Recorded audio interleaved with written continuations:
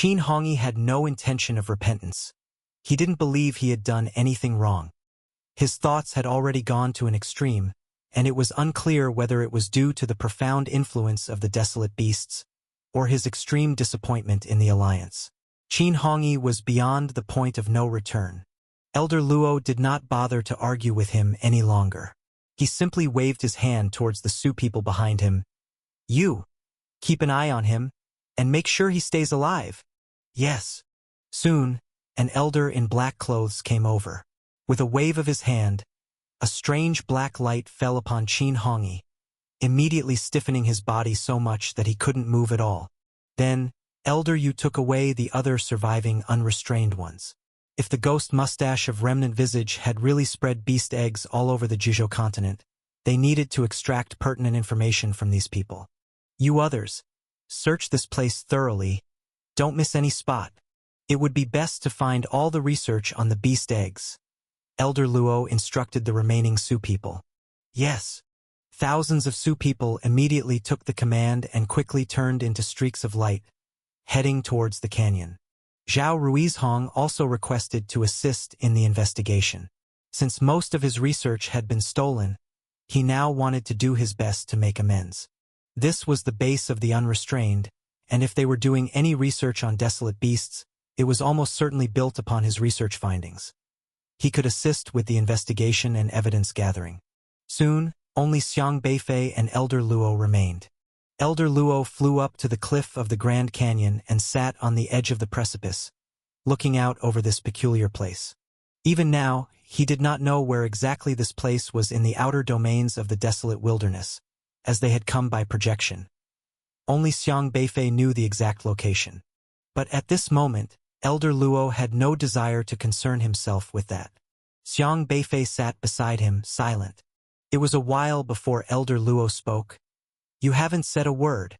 During the interrogation of Qin Hongyi, Xiang Beifei hadn't interjected at all. "I don't know what to say," Xiang Beifei said. "How do you view his words?" Elder Luo asked. Xiang Beifei paused for a moment before saying, "At least Qin Hongyi was a responsible and committed person before he ended up on this path. When the beast tide broke out, Qin Hongyi could have relied on the strong city walls to hold off the desolate beasts. Yet, because SSR's Lu Shengdong wanted to capture one of the beasts for a system quest, he forced Qin Hongyi to leave the walls to lure the beasts. Xiao Sheng had mentioned that the situation was dangerous at that time. He had planned to cover their retreat, but Qin Hongyi, wanting to protect his men, pushed Xiao Sheng away with a palm strike and chose to stay behind to hold off the beasts, only to be overwhelmed by them. Qin Hongyi, like countless other pioneers, had wanted to use his power to protect the borders and those around him. He fulfilled his duties faithfully to his men, willing to sacrifice himself to save Xiao Sheng and the rest. But perhaps it was at the moment he was engulfed by the desolate beasts, or the moment he was rescued by ghostly visage, that he began to doubt his responsibilities and completely lost hope in the alliance. Now, he had become extreme and crazed, assisting ghostly visage in spreading desolate beast eggs across all Jizhou, all because of his dissatisfaction with the alliance leadership. One could say that it was the system of the alliance that had driven Qin Hongyi to this point. He is right. Killing a Lu Shengdong is far from enough. Elder Luo sighed softly. Killing SSR's Lu Shengdong would not change anything. There are far too many like him within the alliance. After a long pause, Elder Luo, looking somewhat weary, asked, "Do you also think I have become weak?" Before, he acted without any regards, correcting whatever he disliked, even daring to kill SSRs in front of those high-level officials. He had offended countless people, but was never afraid of anything. Yet now, he did not even wish to kill someone as insignificant as Qin Hongyi. It seemed as though the years had worn down his sharpness. He had not killed He Kai Wei, not Zhu Yiji, not Wu Shixian, not Wei Tong, even though, to him, these people all had reasons to die. But he tried his best to control himself. Something had changed. He no longer wished to kill. Xiang Beifei was silent. It was just like what Yi Changfeng had mentioned to him before. Elder Luo had changed, becoming someone who didn't need Yi Changfeng to busily help clean up after him, nor to stressfully manage the messes the old man had left behind. In Yi Chongfeng's eyes, the mischievous elder seemed to have grown up, in a way. It was a very strange process. Clearly, they were the juniors. Not killing does not equate to weakness, Xiang Beifei said. There's no necessary connection between the two. Elder Luo should not blame himself. Do you think so? It wasn't Elder Luo who did wrong, Xiang Beifei said. It didn't matter to Xiang Beifei whether Elder Luo killed those people or not. Alive, they were as good as useless. They had been listed by Xiaohe for express delivery, never able to receive any system rewards for the rest of their lives, which would make their existence worse than death. Perhaps, Elder Luo said, looking at Xiang Beifei. This silly disciple, every time I see him he seems like he never grows up, acts recklessly, and could be knocked around, thrown into the river to drown. Yet he would not get angry. However, oftentimes, this child seems to see through everything clearer than anyone else. Elder Luo seemed to want to say something, but he hesitated. After a long while, he sighed lightly. I'll go have a look around nearby to determine where we are. Elder Luo stood up and left, his figure disappearing into the canyon. Xiang Beifei stood on the cliff, facing the piercing wind, lost in his thoughts. He is not weak. A vigorous voice came from behind him. Xiang Beifei turned his head, looking at the person. It was the Yu whom Elder Luo had earlier tasked Qin Hongyi with. Host. Yu Xingdao. SR level, autonomous system. Realm. Orifice transforming initial phase. This was a system that enabled one to grow stronger through self-discipline. Yu always regulated his deeds with a set of principles, and acted in accordance with the rules he had set for himself. Gaining strength through self-discipline meant that he had a routine for everything he did daily, how he did it, and the time he slept and woke up.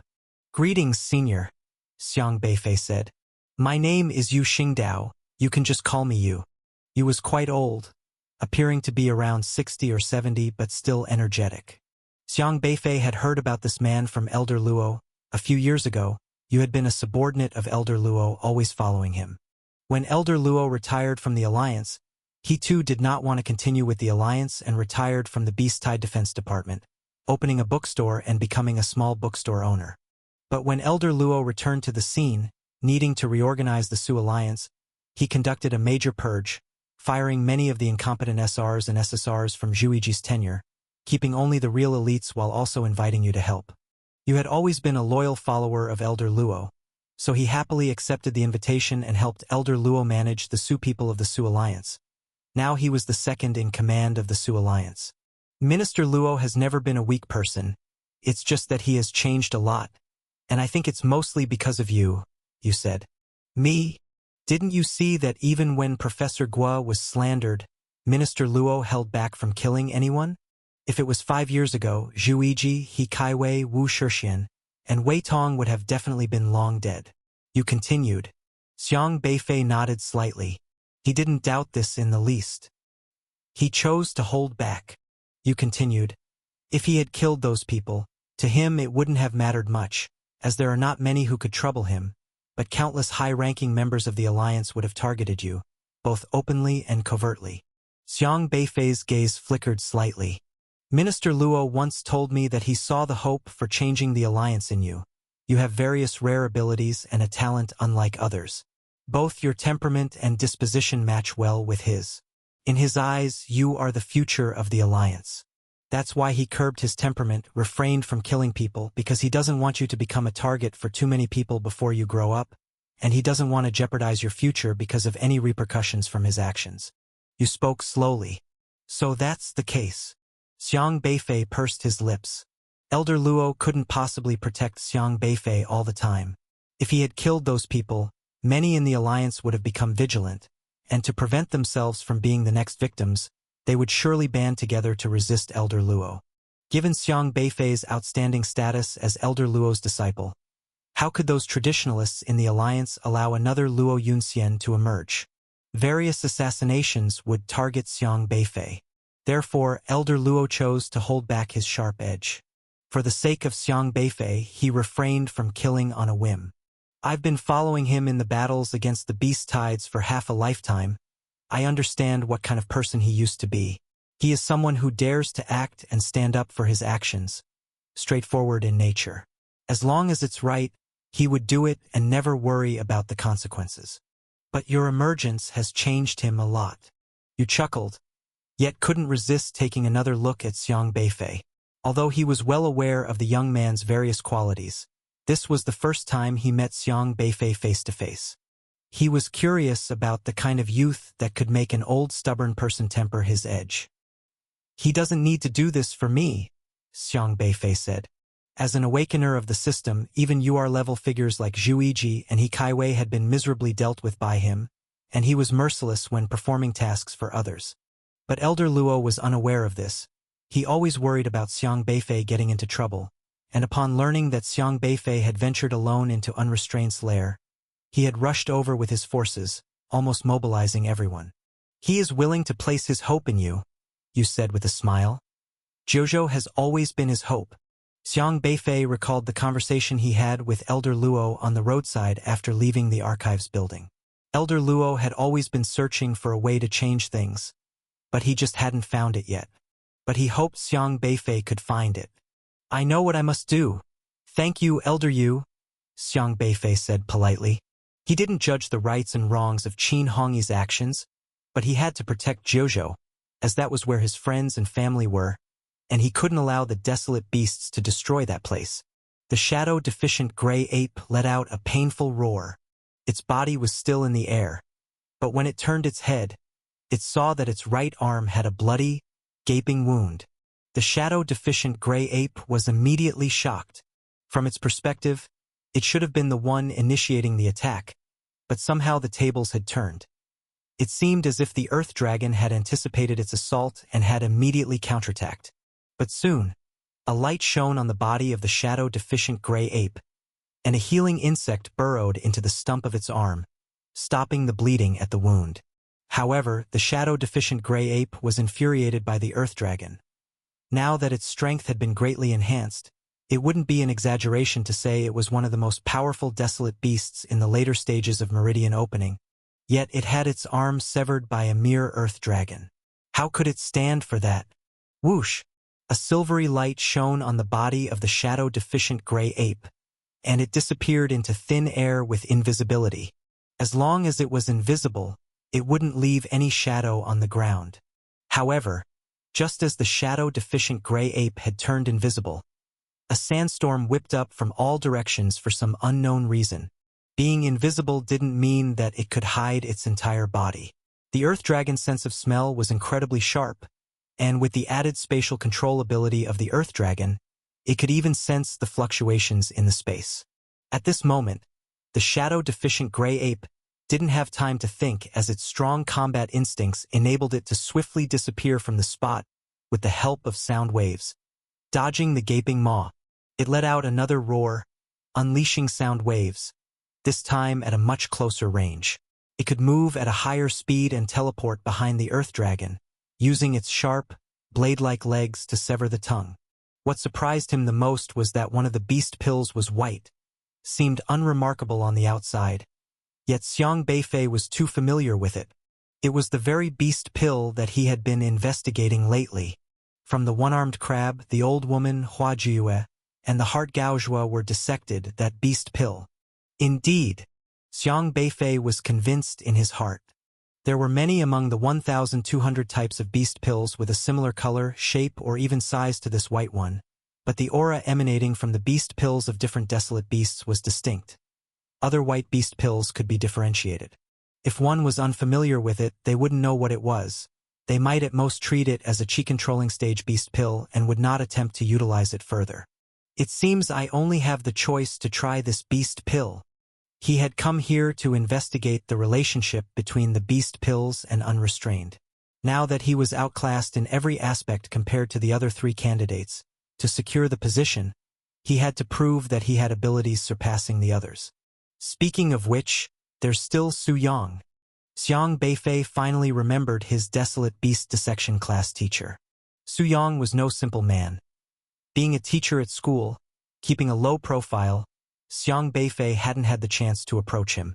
This man was also an employee of Wufu Desolate Beast Research Company, working there for quite some time before becoming a teacher at the school, and he had even probed Xiang Beifei. But this time, he decided not to act rashly, as Su Yang had been acting very normal up until now. If he was unrestrained, he must have his own way of keeping secrets. So it's like this? Come on, let's dissect him. Elder Luo did not hesitate at all, and immediately carried Gao Zhua to the school's desolate beast dissection room. This classroom was originally designed for dissecting various desolate beasts and was fully equipped with all kinds of dissection tools. Of course, this was probably the first time it was used to dissect a living person. Surgical knife control ability. 9,999. Medical mastery. 9,999. Elder Luo quickly applied his knowledge of dissection into his skill points. If we take the heart out, we'll need to use an extracorporeal circulation machine and a series of other devices to keep him alive for a while. But what if the heart breaks down and he dies? How do we handle that? Xiang Beifei asked. Putting on a surgical mask, Elder Luo picked up the glaringly bright surgical knife and said, I will simply create a small incision, quickly. Do you have healing abilities? After I extract it, just heal it promptly. Well, yes, I can. But what if there's a problem with the heart due to the missing beast pill? Xiang Beifei said. Without hesitation, Elder Luo said, Then we'll take the pig's heart being cultured over there and transplant it. Thoracotomy, chest expansion. Elder Luo skillfully sliced open Gao Zhua. With his ability, he didn't even bother to take an X-ray or MRI, relying solely on his skill points to prepare everything for the surgery, himself being enough for the job. In this, Xiang Beifei felt inferior, acknowledging that Elder Luo truly was powerful. After the incision was made, Gao Zhua's heart continued to beat inside his chest. Xiang Beifei was assisting with blood control while Elder Luo suddenly exclaimed, That's strange. This heart is bigger than that of a normal person. It's exactly because it's too big that I'm curious.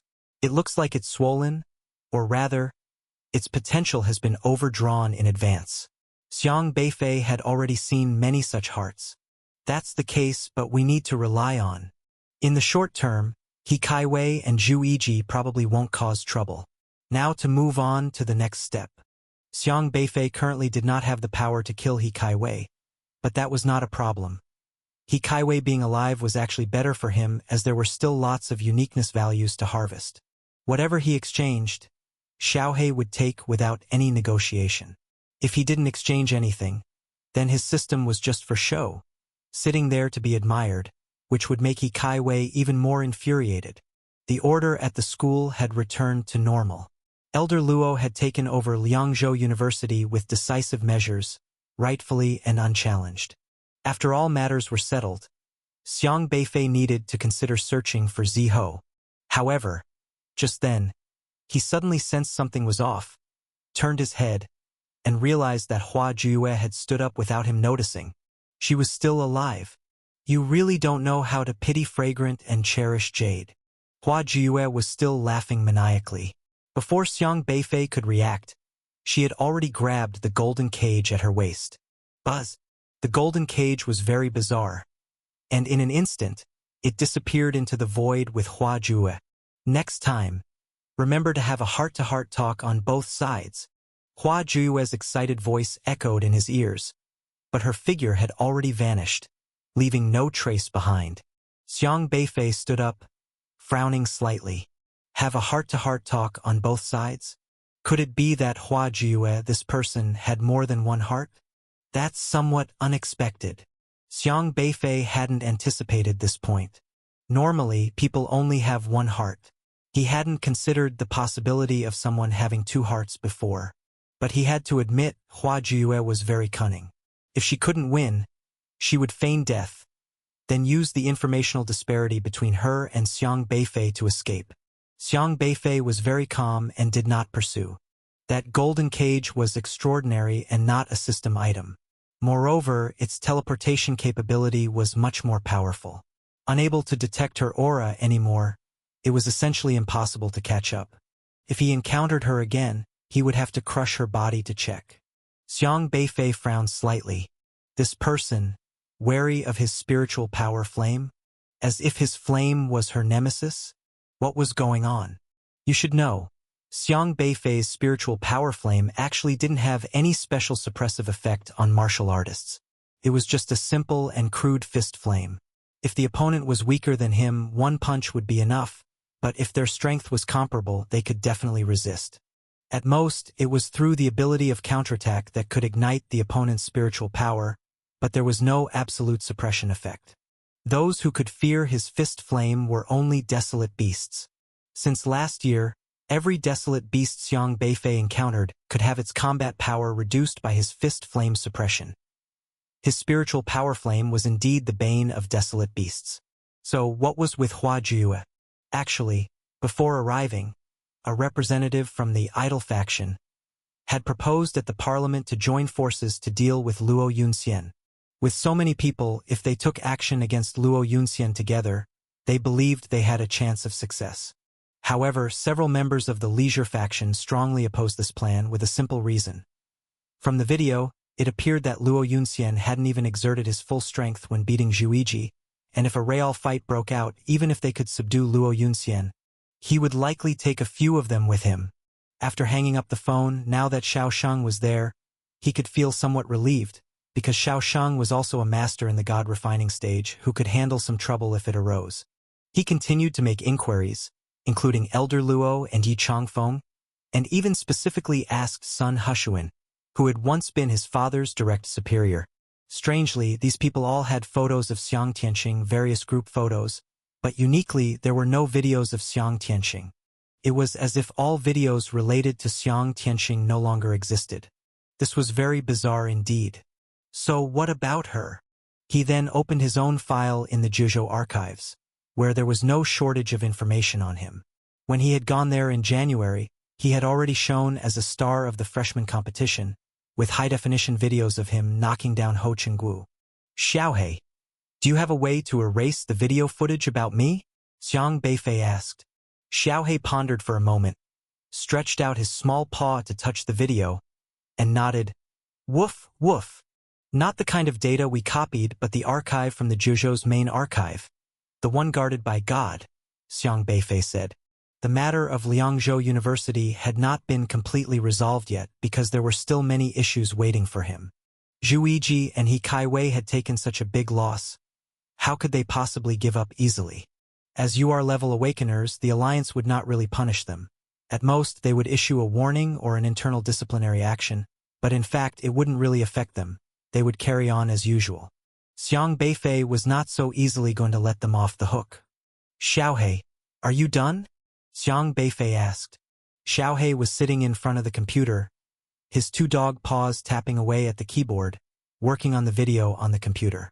That was the video from the last meeting room incident, which Xiang Beifei had recorded entirely. President Chao Pei, in order to cover up the events of that day and prevent such matters from tarnishing his reputation, had already used the school's powerful UR-level confidentiality measures to restrict all the school's senior leaders from leaking any information. But Xiang Beifei disregarded his maneuvers. Attempting such tactics in front of Xiaohe was simply like bringing an axe to the class door. A totally futile effort. Send out the video.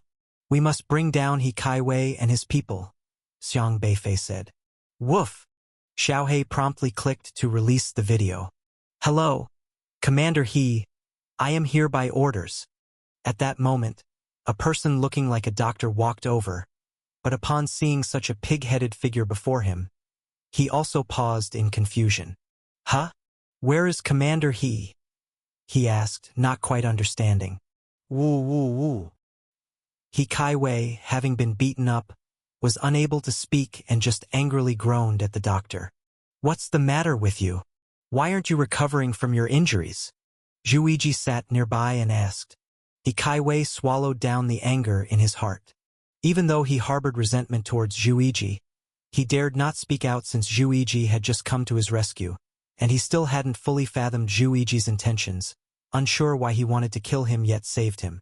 In fact, Zhuiji never intended to kill He Kaiwei. It was all just an accident. I don't know. Professor Guo's attack might have contained some strange, powerful element that obstructed my healing. He Kaiwei whispered a curse. Zhuiji frowned and said, He is only SR level. How could he cause injuries that even your system cannot heal? Those who took action today were all SR, He Kaiwei said through clenched teeth. Upon hearing this, Zhu Yiji's face also looked unpleasant. Because those who defeated them, 2 UR-level awakeners, were both SR-level awakeners. Today's battle was very strange. I didn't expect Luo Yunxian to become so powerful to completely curb our systems. How did he manage that? He Kaiwei asked again. I don't know. Zhu Yiji also had this question in his mind, but he had no way of getting an answer. He glanced at He Kaiwei, then said, It's hard to look at you like this. My left hand was broken by you. He Kaiwei finally couldn't help but roar quietly. I didn't do it on purpose. Surely Luo Yunxian had arrived much earlier, guiding us covertly, Zhu Yiji said coldly. He Kaiwei gritted his teeth but said nothing more. They both blamed the day's bizarre events on Luo Yunxian but never thought about the other people present. And they certainly never considered Xiang Beifei. Because in their eyes, even if Xiang Beifei had high talent, he was just a god-refining period martial artist.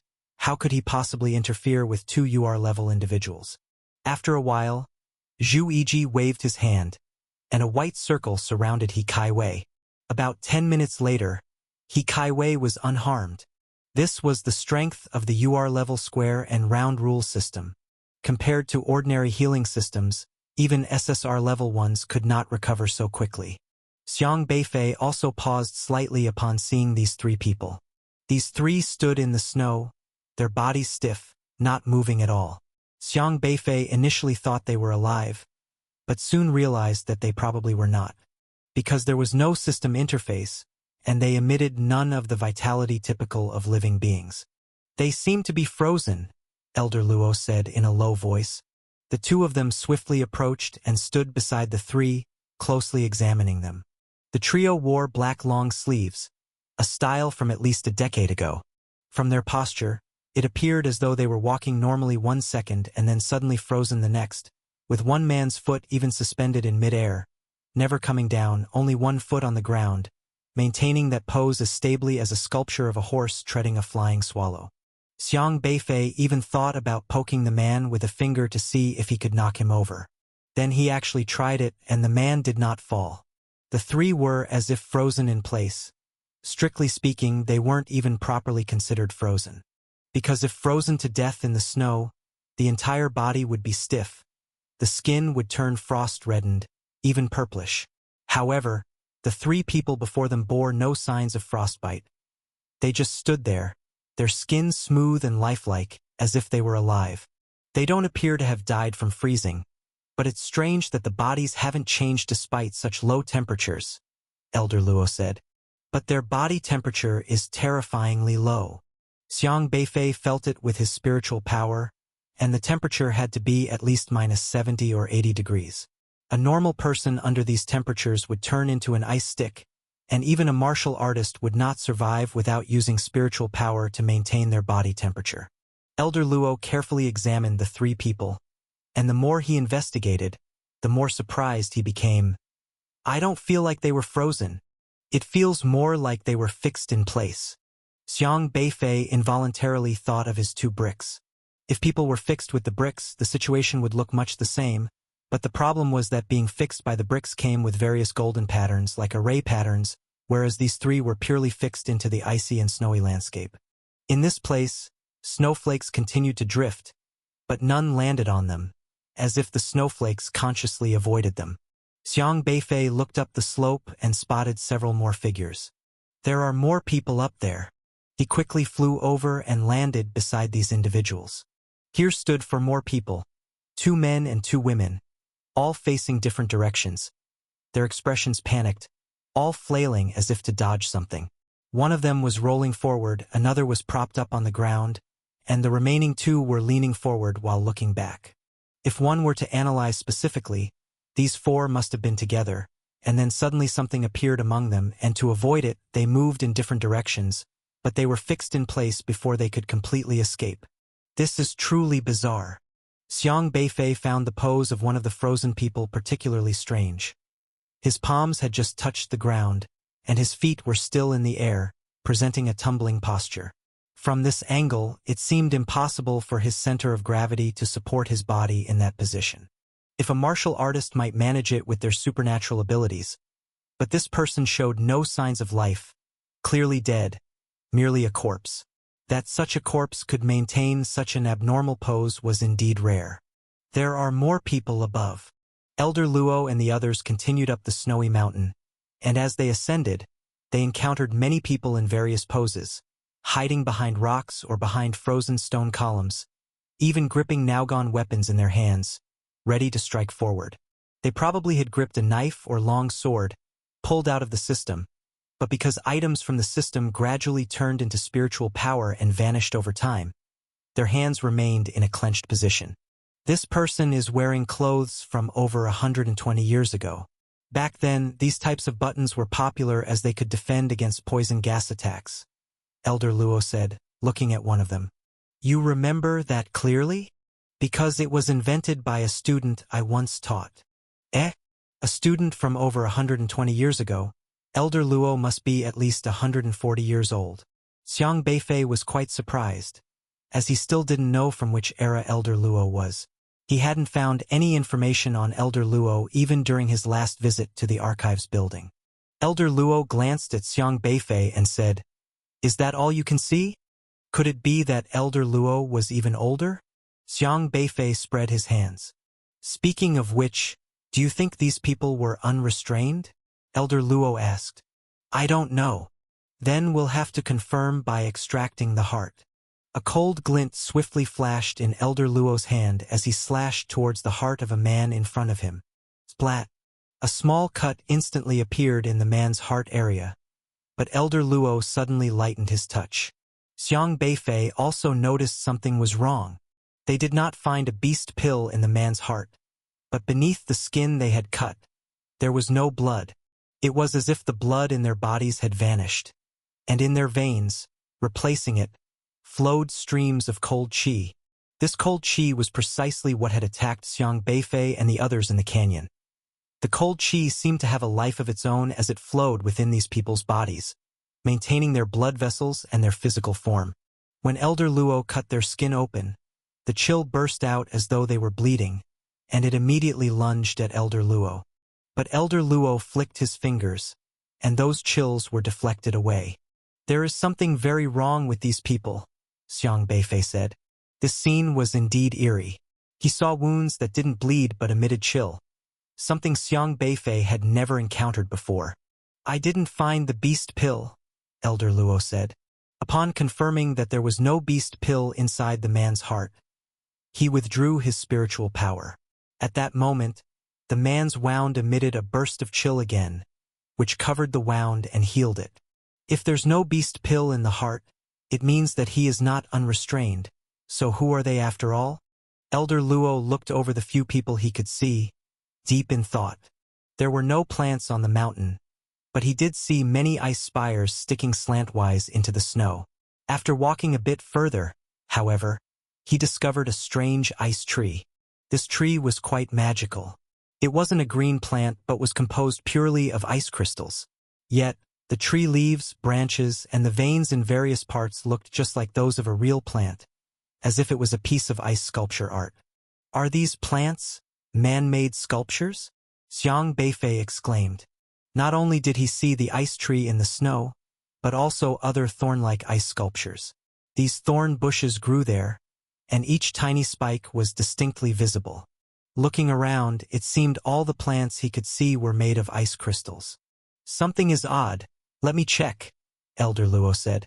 Suddenly, a powerful aura burst from Elder Luo's body, quickly spreading over the entire snowy mountain. This was his orifice perception, using his powerful perception to search every corner of the snowy mountain. The vastness of the mountain did not hinder his probing. Soon he suddenly discovered something, and said, This way! He grabbed Xiang Beifei and quickly headed up the mountain. As they flashed past, they could see countless people, all standing in various postures in different corners of the snowy mountain. By the time they stopped, they had already reached the top of the mountain, and on the mountain there stood a huge red tree. The tree looked like a Bodhi tree, not more than 3 or 4 meters tall, But every branch, every leaf was vividly red, almost dripping blood. Inside the trunk, red liquid was faintly flowing. But Xiang Beifei quickly understood what that red liquid was. Blood. The appearance of this tree seemed no different from other ice crystal trees, as if it was carved from ice blocks. However, while the other trees and plants of the mountain were made of transparent ice crystals, this particular tree seemed to have absorbed blood. Xiang Beifei realized something. A blood altar. Xiang Beifei whispered. Blood altar. Elder Luo frowned. Yes. There is a huge blood altar beneath this snowy mountain. Xiang Beifei provided a brief explanation. In fact, others also wanted to investigate the blood altar just now. But Xiang Beifei didn't let them go because Xiaohe was still there. So the unrestrained hunt the pioneers, and then bring their blood here? Elder Luo said gravely. It should be like that. The people we encountered along the way, their blood was probably drawn to this tree. Xiang Beifei's gaze fell on several people next to the Bodhi tree. They seemed somewhat familiar. Then he remembered something and took out the information Zhao Ruizhong had collected earlier. Since last December, there had been frequent shakes, and a chill would subsequently freeze an unrestrained into ice shards. Pictures of these people were available. Xiang Beifei compared them and felt very surprised. How could those unrestrained attacked by the chill have ended up here? Among the more than 10 people present, 8 faces were exactly the same as shown in the information. I remember you said that those attacked by the chill would turn into ice shards? Elder Luo asked. I thought so. Xiang Beifei furrowed his brow. Could it be that these people, after being frozen into ice shards, didn't disappear but instead reassembled here? Xiang Beifei exclaimed. So does that mean the chill erupts every month to freeze people into ice shards and bring them here, and then extract their blood for this ice tree? Elder Luo said. The situation was so strange, even Elder Luo, who was experienced and knowledgeable, had never heard of such a thing before. Or perhaps the people on Ziho also belonged to a strange race. Xiang Beifei couldn't help but recall the withered forest near Maoho from before.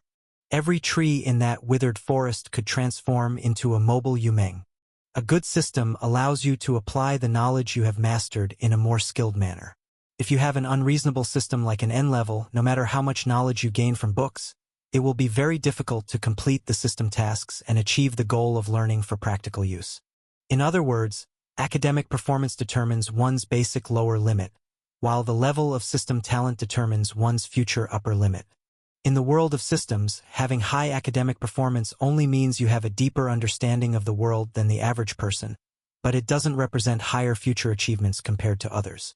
If you compare a person to a tree, then the awakened system is like the fertilizer that helps to nurture the tree. An N-level system can at most allow this tree to grow to 1 meter, but an R-level can make it grow to 10 meters, and an S-level can enable it to reach 100 meters. As for the SR and SSR levels, needless to say, they can cultivate a person into a towering tree. And the 9 elite universities, as the name suggests, are meant to train elite students with high future potential. It's a pity for such a good seedling. Even an R-level system would have been fine. Someone couldn't help but sigh. Yes, such a waste. Others echoed, expressing sympathy, regret, and schadenfreude. All sorts of glances were cast, and even though there was still a slim hope for N-level candidates at Liangzhou University, that hope was faint. Because that examination, it is said, is an insurmountable gulf for N-levels. Who would have thought that the school's top scorer with 732 points would face such an awkward situation? At the same time, everyone's outlook on Zhuo Jing had become more optimistic. Even though his score was only 581, more than 100 points less than Xiang Beifei, the problem is that he's S-level. With such a score, he could easily enter one of the 9 elite universities and choose a good major. The class president is still impressive. Which of the 9 elite universities are you planning to choose? Someone enviously asked. Do you even have to ask? With his additional 631 points, he can pick any from the 9 elite universities, someone replied. Yeah, S-level with 631 points is way better than N-level with 732 points. Another agreed. You have received praise from Kong Kong. Appreciation value +2. You have received praise from Lulan. Appreciation value +2. Seizing the opportunity, Zhuojing harvested another wave of appreciation value and immediately felt refreshed. He feigned modesty and said, "Oh, you flatter me. I've already set my goal. As a part of Liangzhou, I plan to stay here and apply to Liangzhou University." In fact, his decision to apply to Liangzhou University was a spur-of-the-moment thing. Xiang Beifei usually didn't perform as well as him, but now had surpassed him in the college entrance examination, which really annoyed him. He knew that Xiang Beifei's only chance to apply to an elite university was Liangzhou University. So, he chose Liangzhou University. During the entrance examination, Xiang Beifei was destined to be rejected by Liangzhou University. But with his current situation, he was a prospective student of whichever elite university he chose. 581 points got him into Liangzhou University, while 732 points got rejected. What a stark contrast. As such, his status as a high-caliber S-level student shone even brighter. Many nodded in approval of Zhuojing's words. Zhuojing glanced arrogantly at Xiang Beifei. "So what if you're the top scorer? So what if you were first in raw scores? My 581 points will still obliterate your future. They will still steal your limelight. They will still shift everyone's attention from you to me. Jealous, aren't you? Haha. Not only did I complete the system task, but I also overshadowed the top scorer and harvested a lot of appreciation value. Awesome." Zhuojing hummed happily to himself. Now it was time to claim the system rewards. He happily looked at the system interface, eyed the double appreciation card, and the piercing strike cultivation technique, then clicked on Claim Reward. 1 minute later. "Where's my system reward?" Zhuojing suddenly petrified on the spot. "Damn it, system. You swallowed my reward again." Zhuojing felt darkness close in and nearly passed out. Although Zhuojing was an S-level awakener, he had only awakened his system for 2 months and his cultivation was still only at the initial stages of Qi controlling, so the 2 system rewards were also for the initial stages of Qi controlling. Such rewards, Xiang Beifei wouldn't even consider, but he happily accepted them anyway. The reason was simple: delight. For those who had no grudges against him and whose rewards were mistakenly taken by Xiaohe, he would return them. For those who treated him well, he would respect them and do his best to help. But for those who sought trouble, who bullied their way onto his face, there was no need to be polite. If he couldn't use them, he might as well feed them to a dog. Xiaohe, a little milk-colored dog, joyously swallowed the 2 items, transforming them into a spiritual Qi crystal and began collecting them. "Damn it, system! Damn it, system!" Zhuojing was nearly driven mad, still unaware of what had actually happened. As the system had glitched before, so he thought it crashed again today. If there weren't so many people around, he would have already started cursing at his system. Little did he know that his rewards had indeed fallen into the paws of a little milk dog. Due to Zhuojing's words, many stopped envying Xiang Beifei, the top scorer, and gradually shifted their attention to other S-level students, which actually relieved Xiang Beifei. He didn't like being surrounded by people. The crowd dispersed quickly, and other school leaders went to congratulate other students, leaving only Principal Li Nanqing, whose expectations for Xiang Beifei had never diminished from beginning to end. When mentioning the wilderness beyond the domain, Li Nanqing's expression became grave. Outside the boundaries of Jiuzhou, that place was filled with various kinds of dangerous and powerful desolate beasts, ferocious and terrifying. The task of the pioneers was to eliminate the desolate beasts in an area and then expand the territory of Jiuzhou, securing more living space for humanity. It was a daunting task as desolate beasts were not easily annihilated. On the contrary, it was more common for the pioneers to be surrounded and killed by the beasts. This was also the reason why the profession of pioneer held such a revered status. They fought for human survival space, almost tying their own lives to their waistbands. In Jiuzhou, if one's cultivation had not reached the meridian opening realm, they were generally not allowed to enter the wilderness beyond the domain, because those in the Qi-controlling realm going to the wilderness were no different from courting death. I don't understand what those people at Liangzhou University are thinking. They actually set up such an entrance examination. Li Nanxing spoke discontentedly, clearly voicing his opinion that it amounted to hanging a sign saying, N-level awakeners need not apply, for everyone to see. But he was just a high school principal and couldn't influence the affairs of Liangzhou University. No matter how unfair it felt, there was nothing he could do about it. Of course, you don't need to worry, you're not yet in the chi-controlling phase. So the test they've set for you should be in the simulated training ground. Elite universities have simulated training facilities, that is, they will be, Li Nanxing said. Xiang Beifei fell into thought. The entrance examination, was it to enter the wilderness beyond the domain? His parents had gone to the wilderness beyond the domain and never returned. He had never been to that place and wondered just what it was like. This world was intimately connected with the wilderness beyond the domain, yet what Xiang Beifei had experienced so far was still just the tip of the iceberg. The results for the Luhe High School College entrance exam came out one by one, some happy, some sorrowful, with scores of 300 and scores of 400. Every person's expression was unique. The current top scorer, named Xinyu, had awakened the S-level academic god system and scored 667 points without extra points from Class 1. At this time, Kong Shouen's score was also released. Kong Shouen, S-level, Language 101, Mathematics 103, Comprehensive 191. An Introduction to Defense of Jizhou 118, total 513. Kong Shouen was overjoyed. Ah! I scored 500 points.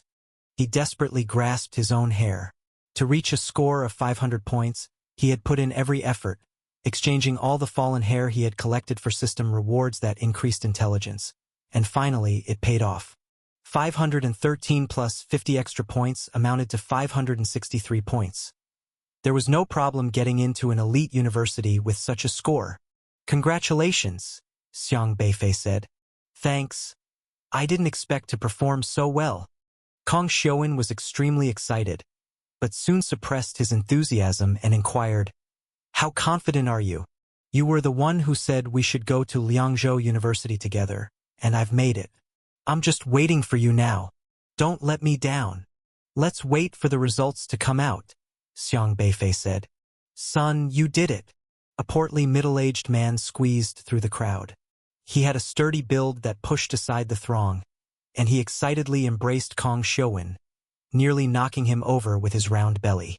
This was Kong Shouen's father, Kong Daming. Host, Kong Daming. S-level, gluttonous feast system. Realm, early meridian opening. Kong Daming was in the restaurant business. His culinary skills so divine that even a simple Napa cabbage could make one drool with desire. Dad, show some restraint, some restraint. Kong Shouen, clutching his stomach in pain from being bumped, found it hard to hide his own excitement as he let his father's hefty palm rub back and forth over his head. Uncle Kong, hello? Xiang Beifei greeted him politely. Ha ha. Good. Good. Xiaofei. It's been a long time since I've seen you. Kong Daming laughed heartily, then turned to greet Xiang Qingde. How's the old master holding up? Not bad at all, congratulations, Daming. Xiang Qingde squeezed out a smile. Haha, thanks. My Shouen has made something of himself now. By the way, have Xiaofei's test results come out yet? Kong Daming asked. They should be out soon. A vision of the test paper with a score of 43 flashed through Xiang Qingde's mind, and he silently sighed. Xiaofei, you've got to push harder. The two of you have been playing together since you were little and have always been in the same class. I hope you can go to university together too, Kong Daming said cheerfully. Let's hope so. Xiang Qingde could only say as much, his heart sighing again. Kong Shouen was an S-rank awakener, and he could get into an elite university with just a score of 500. But Xiang Beifei was ranked N, and his grades were so poor. Ha ha! That's great. To celebrate my son scoring such good marks, I won't do business tonight. Instead, I'll have a celebration banquet just for you guys. Old master, you should join us too. Kong Daming used to be classmates with Xiang Tianqing, and after Tianqing's accident, He often looked after the grandfather and grandson, always telling them to eat at his restaurant free of charge. It's just that Xiang Qingde and his grandson seldom went there. Although their income wasn't high, they did not want to live off others. Kong Daming understood this, so he found another way to help, often delivering meat to Xiang Qingde's home for them to cook. So as not to make Xiang Qingde feel burdened, he only symbolically charged them the price of cabbage. Recently, during Beifei's high school exams, the ingredients for fortifying the body were all bought from Daming. Congratulations! Well done, Kong Shouwen. I always said you were promising. Yang Hua showed up just in time, loudly praising Kong Shouwen. Kong Shouwen had also brought him a teacher's prestige value of 563, which was a significant sum. Kong Shouwen wasn't particularly warm toward Yang Hua. Before he awakened to his system, he and Xiang Beifei were both the subjects of criticism. Then, after he awakened his S-rank system, Yang Hua's attitude toward him changed dramatically. Kong Shouwen, a straightforward person, didn't like this kind of person. But Kong Daming wasn't aware of these issues and, with the teacher giving his congratulations, naturally said, "Haha, thank you, Professor Yang. It's all thanks to Professor Yang's nurturing. It's nothing, it's nothing. I always knew that Kong Shouwen was a student full of potential, bound to achieve great things. I'm not the least bit surprised by his success." Yang Hua laughed. Kong Shouwen rolled his eyes the whole time. Nurturing my ass. The reason he scored so high was entirely down to the help of his system and his own late-night hard work. Nothing to do with Yang Hua whatsoever. If he hadn't awakened to an S-rank system, Yang Hua would probably have a completely different spiel. Weathercock is probably the best description for such people. Yang Hua glanced at Xiang Qingde and his grandson, then said to Kong Daming, "An excellent student should be like Kong Shouwen, diligent and hardworking, not complacent. However, it's very important who you associate with. Excellent people should be together with even more excellent people. I've told Shouwen this before." Kong Daming, usually busy with his business, didn't quite understand Yang Hua's implication and asked, "What do you mean by that, Professor Yang?" "Nothing much, just speaking my mind. With Kong Shouwen's current results, there's no problem getting into an elite university. He will be able to mix with even more outstanding people in the future. Your son definitely has a bright future ahead of him. Congratulations. I need to check other students' results as well, so I won't disturb your father-son celebration any longer." Yang Hua waved his hand, too lazy to pay any more attention to Xiang Qingde and Xiang Beifei, blatantly ignoring them. "Don't take what that guy said to heart. You can definitely do it." Kong Shouwen came over to cheer Xiang Beifei up. But truth be told, Kong Shouwen wasn't sure himself. It wasn't difficult for him to get into an elite university, but it was a significant challenge for Xiang Beifei. Up till now, he still didn't know how much Beifei had improved. Xiang Beifei didn't offer much explanation, but Xiang Qingde felt increasingly uncomfortable after hearing Yang Hua's words. "Why is the snowy mountain trembling?" Elder Luo inquired. "I'm not sure." Xiang Beifei couldn't be certain either, but he clearly remembered that there was a section of black wood on Mao Ho that seemed to be the bane of Mu Yumeng. But after it was devoured by Era, the animosity of the Mu Yumeng towards Xiang Beifei decreased, and they even planned to communicate with him. However, at that time Mao Ho also trembled, and then all the Mu Yumeng turned back into trees. Perhaps there are some latent connections between these Ho. Xiang Beifei and Elder Luo investigated the snowy mountain thoroughly, but still could not find more clues about the matter.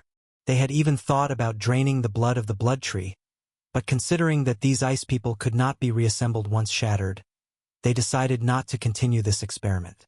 Tianqing said if we want to follow his steps, we need some element from the Ho as a guide. Exactly what should we take?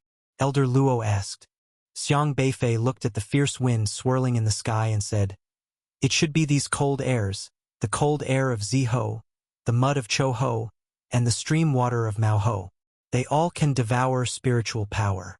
But the cold air devours, and this stuff is hard to carry," Elder Luo said. "No matter using what system items, they are all transformed from spiritual power and will be devoured, and even Elder Luo is no exception."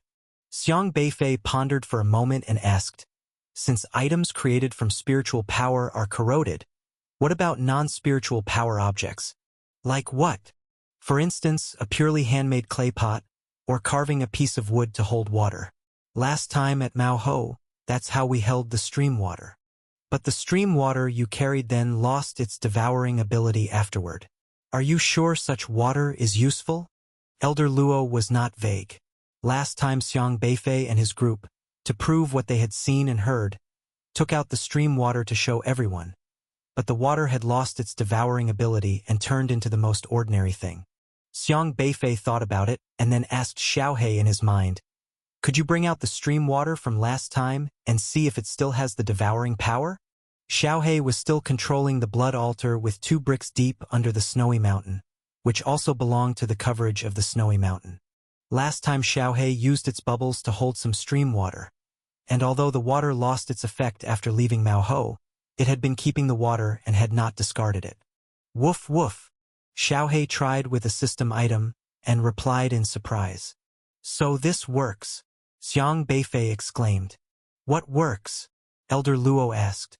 The stream water we took last time lost its devouring ability after leaving Mao Ho, but once we arrived at Ziho, the water regained its devouring ability.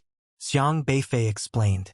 So these cold airs, stream water, mud, and such only have devouring power when they are within these Ho? Elder Luo asked. Yes.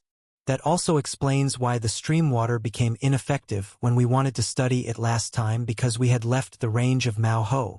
Xiang Beifei replied. This is indeed very peculiar, Elder Luo remarked thoughtfully. Anyway, what we need to collect should be the cold air. Xiang Beifei turned to the cold air swirling in the sky, interweaving into a hurricane, and using breath soil, he pursued and intercepted it, wrapping one of the streams of cold air into a small water pouch. The cold air tried to break through the breath soil pouch, but failed.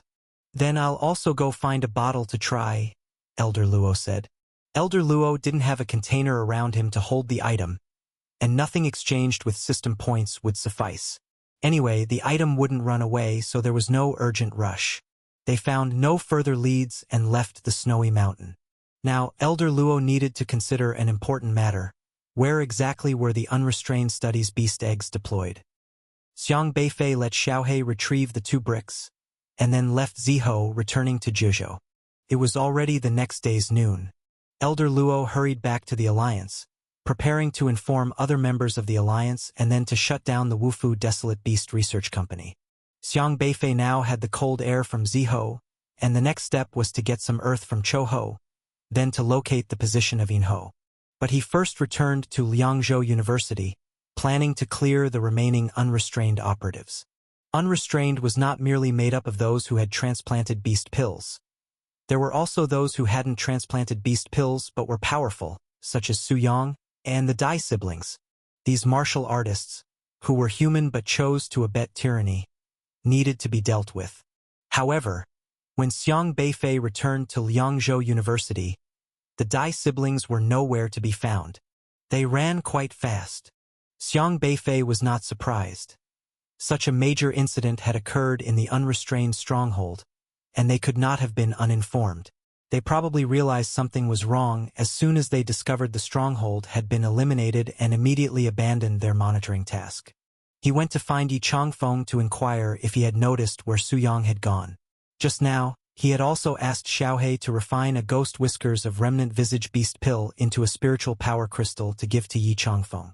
Yi Changfeng was currently in the late stages of god refining because Xiang Beifei was planning to leave Juzhou for the outer desolate realm soon, and he needed to help Yi Changfeng reach the orifice transforming stage as quickly as possible, ensuring Yi Changfeng could intimidate others. At that moment, Yi Changfeng had just come out of his office. Seeing Xiang Beifei, his spirits lifted, and he asked, "Is the matter resolved?" "It sort of is," Xiang Beifei responded. "Did you find the stronghold of the unrestrained?" Yi Changfeng asked. "Yes, I've left it to Elder Luo to handle." Xiang Beifei nodded. "By the way, where's Su Yang, Mr. Su?" "Mr. Yi. Did you notice him? He's teaching. He took advanced students to the outer desolate realm this summer to search for desolate beasts. Yi Changfeng said. Then it seems he won't be coming back, Xiang Beifei muttered to himself. He will come back, don't worry. No matter where he runs, he can't escape my tracking. Did you really think I would lose track of someone that easily? Yi Changfeng smiled calmly. Xiang Beifei's eyes lit up. So where is he now? Let's not rush that, Yi Changfeng said, twisting his wrist and observing Xiang Beifei closely before slowly adding, Do you still remember what you said to me when you left yesterday? Xiang Beifei paused and then reluctantly said, Do I really have to answer that now? Enough talk. Yi Changfeng waved his hand, and a long sword had already appeared in his hand. He stood there, the sword in his hand like a pool of autumn water, emitting bursts of chilling brilliance.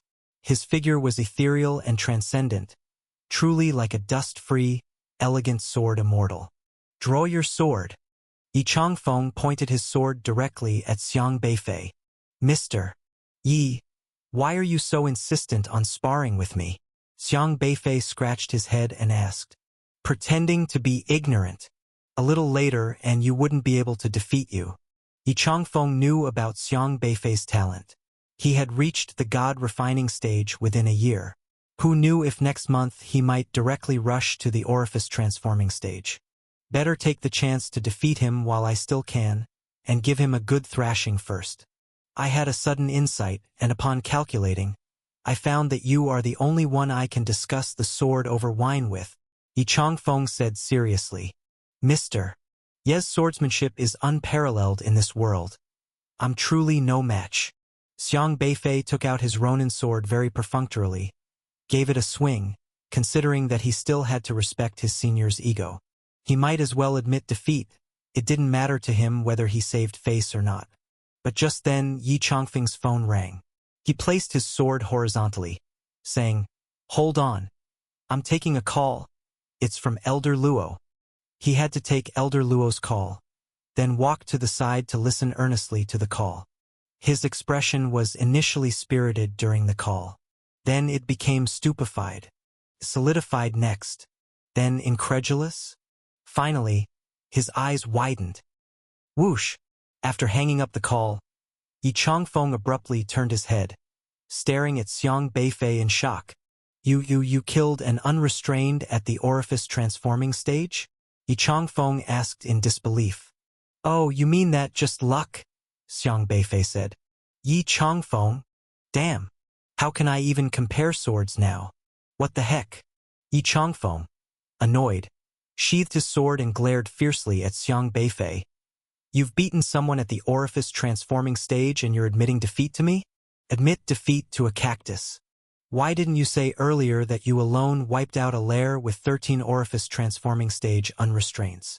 There wasn't time to speak, Xiang Beifei said helplessly, spreading his hands. Sigh. It seems I was too slow after all. There's nothing I can do about you now. Yi Changfeng felt pained.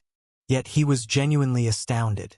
Elder Luo had just briefed him on the situation, and he was surprised that Xiang Beifei had such formidable strength, eradicating a lair with about a dozen orifice transforming stage unrestraints just after reaching the late stage of god refining.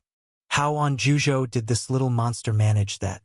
Yi Changfeng's mind was troubled for a long time, but he quickly collected himself, straightened his sleeves, and said, Elder Luo asked me to help out with the Wufu Desolate Beast Research Company at the Alliance, so I need to head over there. Here, take this tracing sword and find Su Yang. I've marked him. You will be able to locate him. He flung a short sword to Xiang Beifei. Oh right, Mr. Yi. My Eclipse sword just got damaged. Take it. All yours. Just take it. Yi Changfeng, full of resentment, flicked another Eclipse sword over with his finger. As frustrated as he was, he still had to spoil his junior. Thank you, Mr. Yi. Take this. Xiang Beifei tossed over a white spiritual power crystal. What's this? Yi Changfeng looked at the spiritual power crystal in surprise. A beast pill from an early-stage orifice transforming desolate beast. Xiang Beifei explained, I refined it into a spiritual power crystal. The spiritual power it contains is very pure and can be absorbed directly, enough to quickly nourish your soul and let you step into the orifice transforming stage sooner. An early-stage orifice-transforming spiritual power crystal? Yi Changfeng exclaimed. He well knew the value of such a thing. An early-stage orifice-transforming spiritual power crystal was equivalent to an opening orifice pill. It would take him years of completing system tasks. Yi Changfeng felt the immense spiritual power fluctuations. Profoundly shocked. This item was indeed 1,000,000 times more precious than the swords he had given. But he suppressed the excitement in his heart and threw it back to Xiang Beifei. Why aren't you urgently using it to nourish your own soul? Why give it to me? I don't lack these things, I still have plenty. Mr. Yi must quickly cultivate to the orifice-transforming stage. Only then can you help Elder Luo. Xiang Beifei stuffed the spiritual power crystal into Yi Changfeng's hand, smiled slightly. Now we are on the same starting line. If Mr. Yi still thinks about treating me, there's still a chance. I'm off to find Su Yang now. Without waiting for Yi Changfeng to respond, he took a step and disappeared into the campus. Is there still a chance? Yi Changfeng smiled bitterly. Forget it, no more comparing with this kid. It just adds to my own frustration. As these few individuals appeared, the atmosphere suddenly became tense. Chun Baiwen, Yu Hongba, Zhu Xinjue. It was the team from Yenzhou University. Who would have thought that they would also show up here? Zhu Xinjue's eyes immediately found Xiang Beifei in the crowd. His heart missed a beat, and then a resentful expression flashed across his face. But he quickly concealed this resentment. Because their current alliance with Qingzhou University had fallen apart, there was no way to join forces against Xiang Beifei. When Yu Hongba and Chun Baiwen saw Xiang Beifei, they were also slightly shocked. The two exchanged a glance involuntarily. Just yesterday, they had thought about joining forces with Qingzhou University to deal with Xiang Beifei, but they hadn't found him. Instead, Ho Chengguo from Qingzhou University ended up dead. They hadn't expected to encounter Xiang Beifei in this place either. Don't panic. He probably doesn't know about yesterday's incident. Chun Baiwen made a gesture to Yu Hongba and the others, and without speaking, they all understood each other's meaning. Yu Hongba composed himself and said, Xiang Beifei, I've long admired your name. I am Yu Hongba, captain of the Yenzhou University team. Chun Baiwen also nodded slightly but did not speak. Xiang Beifei regarded the people from Yenzhou University thoughtfully, his gaze sweeping over them before resting briefly on Zhu Xinjue. And then after a long moment, he said, What brings you here? After we entered these withered woods, we realized something was wrong. So we ran up this mountain. The situation outside is pretty bad. Did you also encounter those strange tree creatures just now? Yu Hongba asked. That's right. Xiang Beifei replied without revealing anything. Are you all okay? Yu Hongba inquired. Not too bad. Xiang Beifei glanced back at Tang He. Tang He was from Qingzhou University, and the situation of their team now seemed quite bleak. When Tang He saw Yu Hongba and the others, he too showed an expression of shock. He hadn't expected to run into the people from Yenzhou University there. Ho Chengguo from Qingzhou University had died at the hands of Zhu Pengfei. However, he didn't dare to say much now. Being merely a late-stage Qi-controlling SR-level awakener, without any teammates around, he was no match for these people from Yenzhou University. How long have you been in these withered woods? Xiang Beifei asked. We came in last night, Yu Hongbo replied. Last night? Have you been here for nearly a day? Xiang Beifei was somewhat surprised. Yes, we have been here since last night. Now, Yu Hongba no longer had the intention to deal with Xiang Beifei. On the contrary, there was a hint of wanting to act together with Xiang Beifei, because their team was also in a very difficult situation. This place was too peculiar. They were trapped and couldn't find a way out. Seeing Xiang Beifei, Yu Hongba still felt a glimmer of hope. Xiang Beifei was strong. Maybe he had a way out. So, are you all right? Xiang Beifei asked. One of us had an accident, Yu Hongba said with a heavy tone. Currently, only 4 members were left in their team. Have you been on this mountain since last night until now? Xiang Beifei inquired. Not exactly. At first, we were walking through the withered woods, but then suddenly it got dark and the situation seemed wrong, so we ran to the mountain. We noticed that the tree creatures dared not follow us up, which gave us some relief. We weren't initially on this mountain but another one.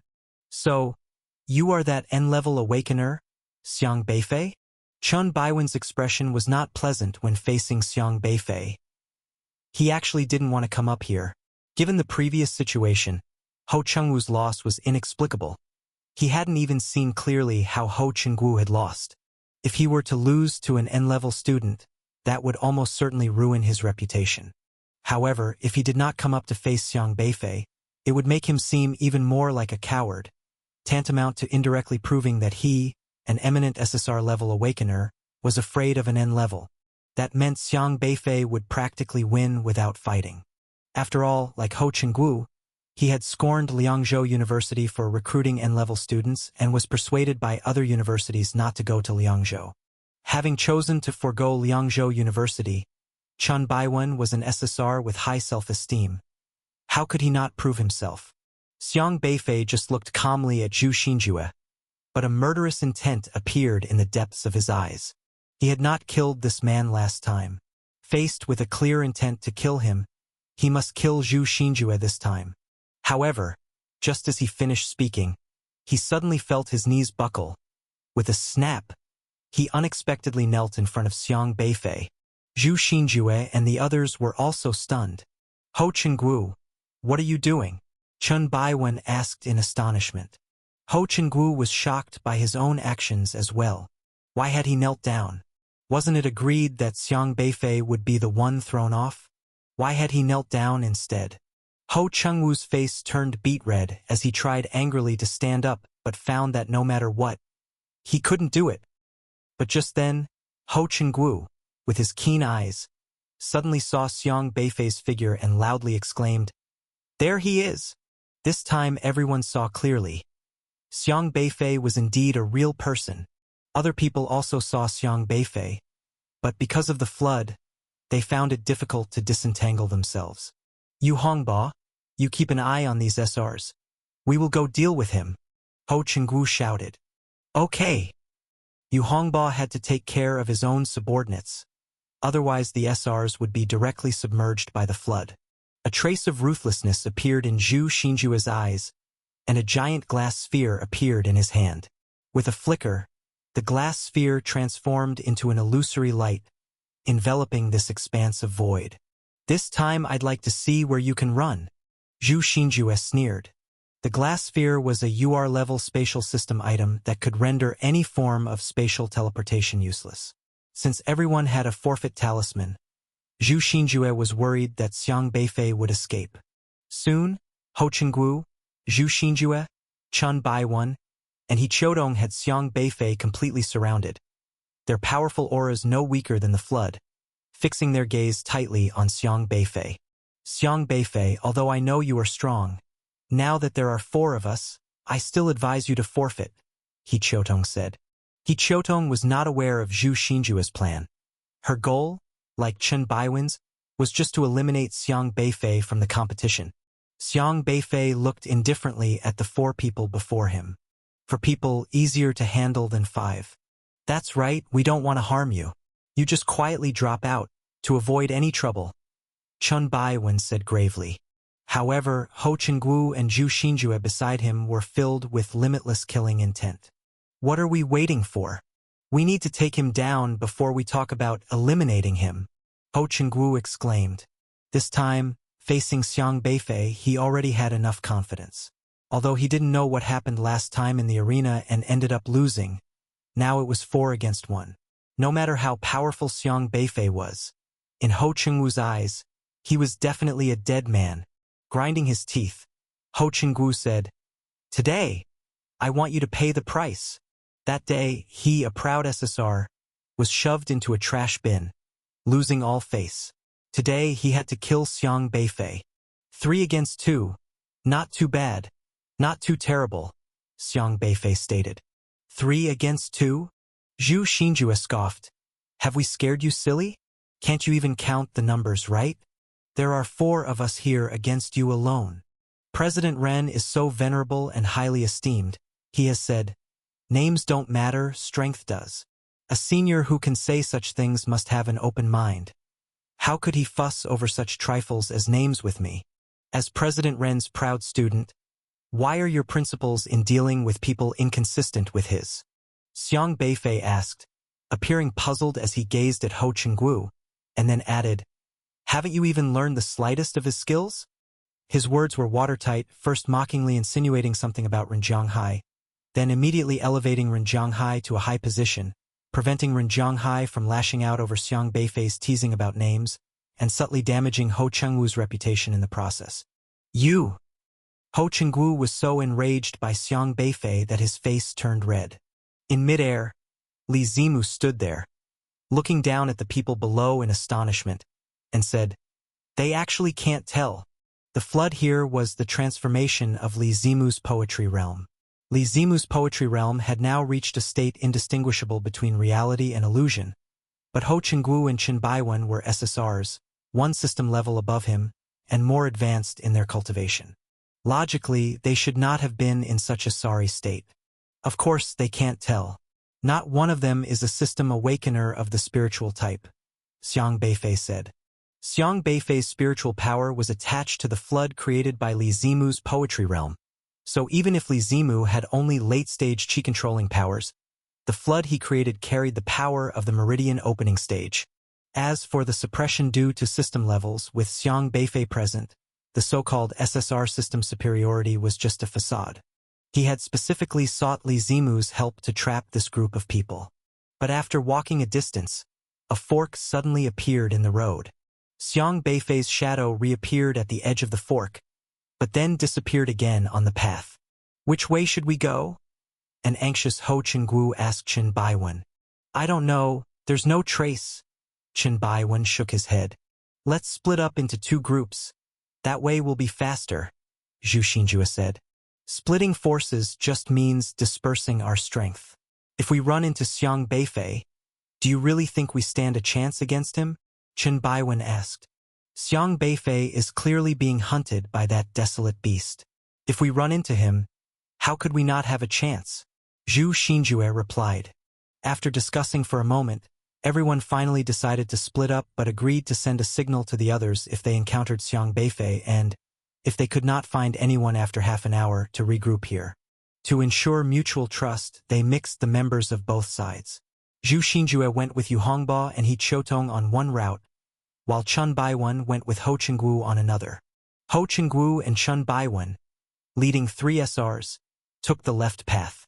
Chen Baiwen seemed preoccupied with heavy thoughts, but Ho Chenggu still warned, don't forget our agreement. Xiang Beifei vaguely realized something and said, digesting memories? A desolate beast that eats the brains of other desolate beasts can sometimes absorb the memories of the consumed beast. This means that whatever the eaten beast saw and heard can be digested by another. If this green-haired worm was stepped on by Long Guoqing, then it means the worm saw Xiang Beifei and his people.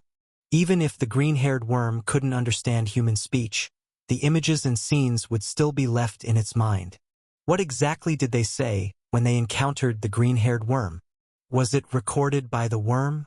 Eating the brains of other desolate beasts to make up for their own deficiencies and expand their knowledge, the more they consume, the higher the intelligence these desolate beasts will inevitably possess. A desolate beast that is strong but simple-minded isn't scary. The truly terrifying ones are those with high intelligence. At present, they just don't know what impression about them has been left by the green-haired worm that was stepped on by Long Guoqing. Li Zimu's stone house had many rooms piled up. Everyone was separated by one room. There was no bed or blanket. Although it was crude, it wasn't such a concern in the wilderness beyond the realm. When Xiang Beifei was returning from his shift, Long Guoqing was leaning against the door with his arms crossed over his chest and asked, "Can I ask you a question?" "What is it?" Xiang Beifei said. "You aren't an N-level awakener, are you? You're at least SR, right? Is that very important to you?" "It would make me feel better," Long Guoqing said reluctantly. If he lost to an SR like Li Zimu, he wouldn't feel too disgraced because the other's talent was not inferior to his. They were both SRs. If he lost, he could just win back next time. but losing to an N-level awakener made him feel like there was always a lump in his throat. That's your own problem, nothing to do with me? Xiang Beifei didn't like to explain his system to others, because he simply had no system. We are a team. I've told you my abilities, but we know nothing about yours. As a team, we should understand each other, Long Guoqing emphasized. Now you admit you're part of a team? I thought you liked to show off, Xiang Beifei said. Long Guoqing huffed but didn't refute this point. He did like to show off. If he didn't, he wouldn't be able to collect system points. If you tell me you are SR or SSR, then I could accept my defeat with conviction, Long Guoqing said. Do you look down on those with lower system ranks that much? What's wrong with N level? Or R level? Or even S level? Besides their cultivation level improving, in terms of character, morality, or behavior, in what way are they inferior to you that you need to despise them? Do you enjoy finding a sense of superiority over those with lower systems? Xiang Beifei said sternly. Long Guoqing was at a loss for words. He looked down on those who had less talent than him because in his eyes, these people were hopeless, especially the bottom-tier N-level awakeners. He only respected the strong. The downtown area was thriving and located inland, so the buildings were relatively tall, with about 40 stories each. The building in front of them had been contorted into a bizarre shape, and by the 13th floor, it looked as if there had been a fault line, and it was already beginning to lean, with the entire building starting to tilt to one side. Many people on the street were screaming. Some were running into the building, trying to rescue others, while some were running out in a panic. Numerous martial artists had hurried over and sealed off the building. Don't get close. There's a problem with the space here? A city guardian shouted loudly, maintaining order at the scene and preventing martial artists who wanted to enter the building to save others. My wife is still inside. I must save her. A burly man with a beard cried out in desperation. Many spaces in this building have already been destroyed. The elevators, stairs, and transport floors are all blocked. We are arranging for flying martial artists to conduct the rescue. Please don't panic and don't cause us any trouble, another man yelled. However, the building was too tall, and with many windows also skewed, their spatial abilities had shattered. Martial artists in both the chi controlling and meridian opening stages were helpless. It's not the fault of these city guard members, as such system snail dwellings meant for secure living had various requirements, with a very high protective coefficient. Some places even had SR-level system protections.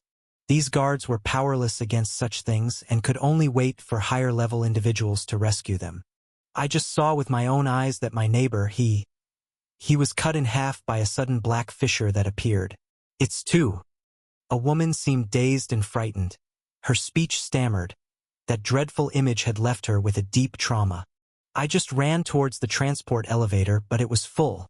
The door hadn't completely closed when I saw that the middle of the elevator looked as if half a meter had been neatly sliced away by something out of thin air. But it wasn't just the elevator that was cut. There were also people crammed inside. Another girl couldn't stop crying, unable to continue her story. Whether missing the elevator was luck or not, she eventually found an undamaged window to jump from, caught by a martial artist below. This snail-dwelling building housed over 5,000 people. How could such a building, which even those in the god-refining stage couldn't destroy, collapse like this? Void-devouring insects. I just saw a bunch of black bugs crawling by. While many were still discussing in a panic, countless flying martial artists were searching for room entrances in the air, attempting to rescue everyone they could from the windows. However, with the spatial abilities collapsed, some windows were problematic. There was simply no way to enter. Trying to break the walls with brute force was even more out of the question. Not to mention whether their strength could break through the wall made of special materials. With the building ready to collapse at any moment, any vibration could cause the spatial system to fail even more severely, trapping even more people inside. At that moment, the building emitted a cracking noise. The 13th floor had suffered the most damage and had begun to lean outward, toppling towards another building. More screams emitted from within, and the onlookers below were likewise frozen with fear. Run! Run! "The building is collapsing," someone roared. People on the streets fled in every direction, fearing being hit by the teetering building. The people inside felt despair, trapped in corners as the building leaned more, with increasing spatial fissures. In the nearby void, black cracks began to appear, and anyone touched by these fissures was instantly shredded. No way to save them. Retreat. Retreat. A law enforcer helplessly directed his rescue squad to withdraw from the building's vicinity. Even for those in the air, there was nothing they could do. Those who could jump out of windows had done so. For those who couldn't, they were powerless to help. Boom! The 13th floor of the building finally snapped under pressure, sending innumerable chunks of plaster and glass cascading down. The upper half of the building collapsed thunderously, crashing down with tremendous force onto the residential building on the other side. But just then, a golden array pattern surged rapidly, spreading like a spider web across the entire building. The building that was about to fall was suddenly frozen in midair. The collapse forcibly halted in its tracks. The fractured building was now at an eerie near 90-degree angle but did not fall. It actually stopped?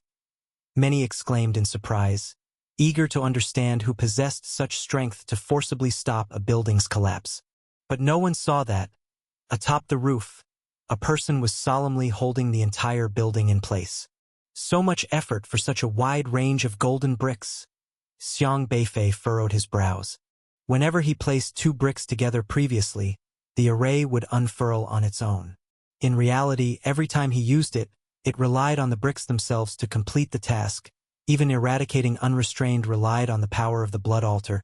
He had hardly spent any spiritual power. But this time, when he tried to stabilize a building, the two bricks seemed to lack strength and directly drew spiritual power from Xiang Beifei. This was the first time it had happened. "Xiaohei, you hold it up first. I'm going inside to see if I can fix this building." "Woof woof." Xiaohei indicated no problem while pressing on the bricks.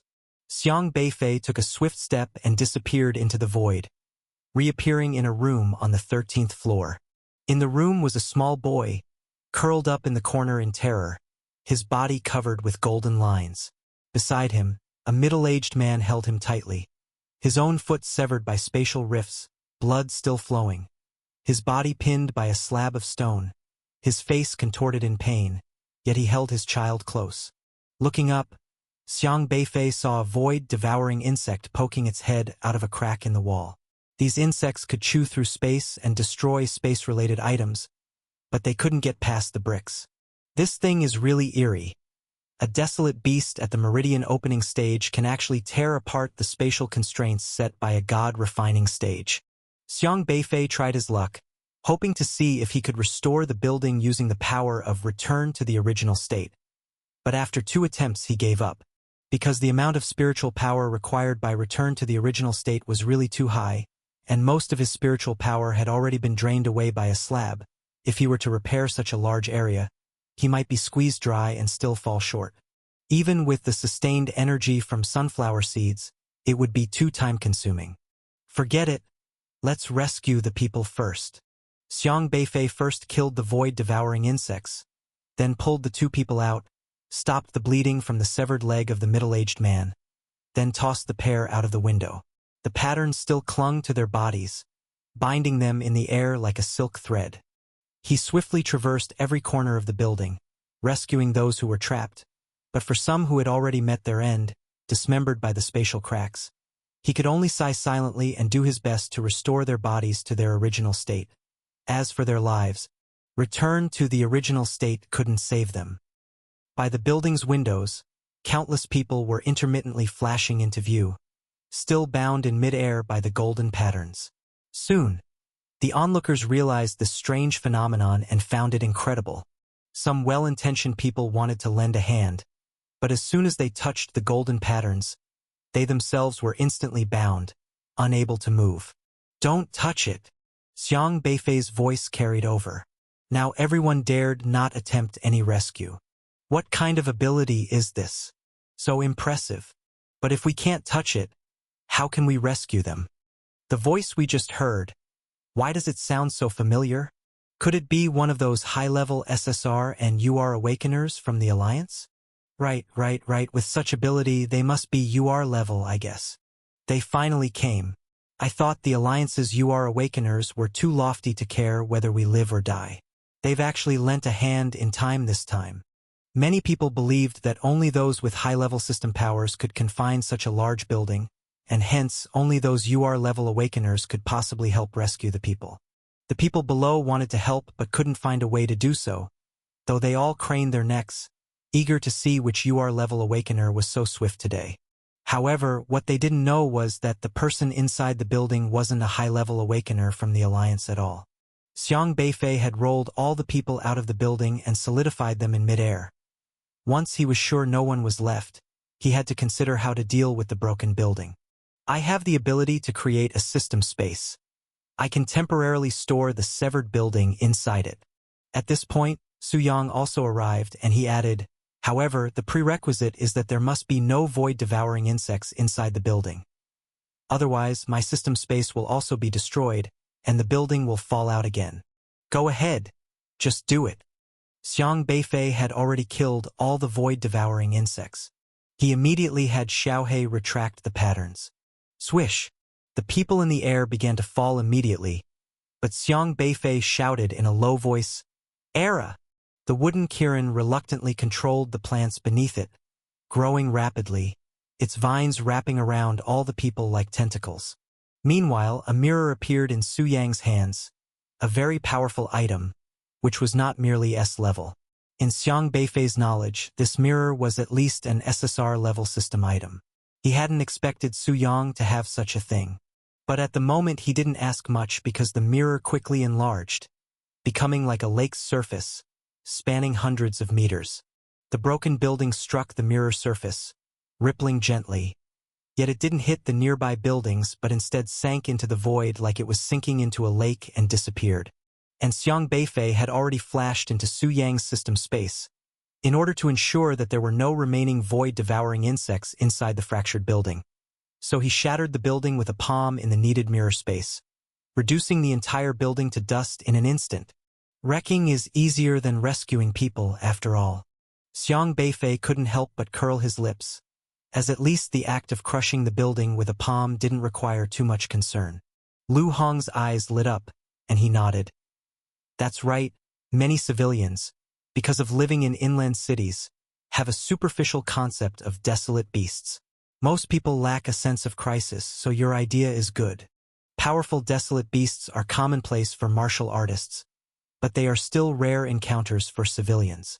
As a martial artist, it was only natural for Xiang Beifei to engage in promotional activities for martial artists. That would be great. I'll help you with the publicity. As a celebrity, one should always specialize in one area, and since you are a martial artist, you should do it in the way of a martial artist, he said. Chun Shuqin was also considered half a member of the entertainment industry. She was well-versed in marketing, having dealt with many stars in her day-to-day work. As Xiang Beifei's #1 mom fan, Chen Xiuqin was more than happy to help Xiang Beifei. The matter was settled just like that. Xiang Beifei didn't need to do anything. He just had to shoot a few videos casually when he went on missions in the Outland Wilderness after school started next semester. It was a simple task.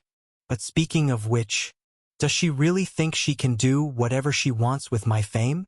The last time someone tried to use Xiang Beifei's fame to make money, he had taken care of them. This time they were thinking of making him a figurehead without consulting him, clearly intending to push him into the limelight deliberately. The reason the Alliance wanted such a genius to be exposed was quite obvious. The main reason was that Xiang Beifei was trained by Elder Luo. Elder Luo's relationship with the Alliance was not good, and the people in the Alliance even feared Elder Luo because they could not suppress an SR-level Awakener who did not obey the Alliance's orders. They were worried that Elder Luo would cultivate his own power at Liangzhou University. The emergence of a genius like Xiang Beifei posed an even greater threat to them. That's why they wanted to take action against Xiang Beifei. Normally, once someone is exposed, it's hard to go under the radar again. Everywhere they go, they attract attention. By exposing Xiang Beifei like this, they were effectively forcing Xiang Beifei to stand with the Alliance, letting him be watched by the whole Juzhou, and in this way, Xiang Beifei could hardly act in secret against the Alliance. Every move he made was under their watchful eye. Later on, whatever arrangements the alliance made, Xiang Beifei would have to comply. In the view of the alliance, Xiang Beifei would become a piece to counter Elder Luo, isolating Elder Luo in a special way, monitoring Elder Luo, and diminishing Elder Luo's influence. But Mu Yiqing couldn't really think that he would obediently follow her plan. Could she? Being the standard for N-level awakeners means that the initiative is in my hands, Xiang Beifei said. Xiang Beifei. Was his name the way out of the Withering Woods? Coincidence? Or?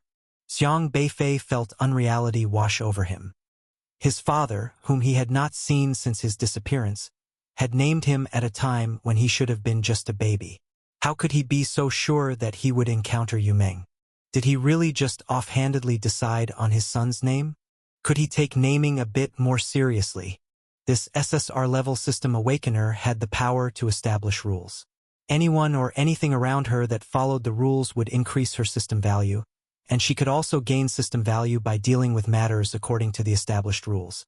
In short, as long as there were rules in a place, she could become stronger. If someone did not follow the rules, they could not hide from her. Xiang Beifei looked at Mu Yiqing's system log, which listed a lot of things she dealt with regarding rules, including one entry.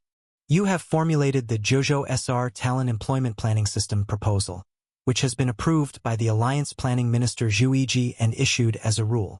Currently, 2,546 people abide by this rule, and your rule value plus 2,546. The planning department of the Zhuzhou Alliance is responsible for establishing and revising the systems of all aspects of the Alliance, managing every aspect of the Alliance, and planning the development of Zhuzhou. Simply put, Zhu Yiji as a UR-level individual is in charge of setting rules. Only now did Xiang Beifei understand Zhu Yiji's position within the Alliance. The one who sets the rules, leading by breaking the rules and getting his grandson out of prison, is truly miraculous. It seems that Mu Yiqing also belongs to Zhu Yiji's camp. It just remains to be seen whether she was involved in the affair of Zhu Xinjue, who should have been sentenced to death, being reinvented and released from prison. Xiang Beifei soon saw a system log from September. You have revised the SR Awakener bail application regulations, and this rule currently applies to only one person, your rule value plus 1. Looks like there's hardly any doubt now. Xiang Beifei frowned slightly. Her system, for any rule she revised herself, would add as much rule value as the number of people it could bind. For example, she once participated in revising a system regarding the employment of Zhuzhou students. This system directly affected 5 million college entrance examination candidates in Zhuzhou, and her system value instantly increased by 5 million. Logically, Mu Yiqing with this system should abide by various rules. But Xiang Beifei quickly thought again. What are rules? Rules are set by humans in the first place. Since they are set by humans, naturally they can be modified by humans. The revised rules remain rules, still meeting her system's criteria. So as long as she holds a high position in the Alliance, it would be easier for her to control all rules, which means that the word spirit rule system's so-called rule abidance to become stronger equates to doing whatever she pleases. Otherwise, why would they say that an SSR-level system is so powerful? Our two schools looked out for each other in the withered forest, joining hands to avoid danger, Xiang Beifei said, then looked at Ren Zhonghai, adding, We also ran into a student from your Qingzhou University on our way. You can ask him. Yes, we nearly failed, but Xiang Beifei and his team saved me. Later, we encountered teams from other schools and warned them of dangers, but they didn't trust us. Only the Yongzhou University team followed us. Tang He detailed the events, including how they conflicted with Yenzhou University, then how they met Shi Renmei, saw the ghost mustache of remnant visage, were chased, and were saved by the Liangzhou team. After listening, Ren Zhonghai's brows were deeply furrowed. But with Tang He stepping forward, he had no choice but to let it go. After all, Tang He was a student from Qingzhou University, and Xiang Beifei was in every way supposed. All 11 of you.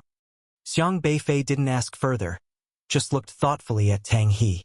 Tang He was a normal person, which was certain, as he had a system interface that was still pulsing rapidly on his body. His Pojun Eye system was a reconnaissance type of system, and it could also quickly identify opponents' weaknesses, using them to defeat the opponents. Currently, his system log appeared quite normal, and Xiang Beifei's sharp eyes could not be deceived. However, what Xiang Beifei found strange was, this guy, for some reason, seemed to be faintly mixed with a trace of the aura belonging to Ghost Whiskers. Was it because he had encountered an attack by the Ghost Whiskers and hence retained some of these auras? As soon as these people appeared, the atmosphere instantly seemed off. Chun Baiwen, Yu Hongba, Zhu Xinjue. It was the Yenzhou University team. Unexpectedly, they also turned up here. At a glance, Zhu Xinjue saw Xiang Beifei among the crowd. His heart skipped a beat. Then a resentful expression surfaced in his eyes, but he quickly concealed it. Because their alliance with Qingzhou University had already broken, they had no way to unite against Xiang Beifei. When Yu Hongba and Chun Baiwen saw Xiang Beifei, they too were slightly shocked. The two men couldn't help but exchange glances. Just yesterday, they were considering teaming up with Qingzhou University against Xiang Beifei, but later they couldn't find Xiang Beifei. Instead, Ho Chengguo from Qingzhou University had died. They hadn't expected to encounter Xiang Beifei in this place. Don't panic. He probably doesn't know about yesterday's events. Chun Baiwen signaled the others with his eyes. No need for verbal communication. They all understood each other. Yu Hongba steadied himself and then said, Xiang Beifei, I've long heard of your great name. I am Yu Hongba, the captain of the Yenzhou University team. Chun Baiwen also nodded slightly, but didn't speak. Xiang Beifei gazed thoughtfully at the people from Yenzhou University, his eyes sweeping over these individuals. He then glanced at Zhu Xinjue and after a long pause said, How did you all end up here?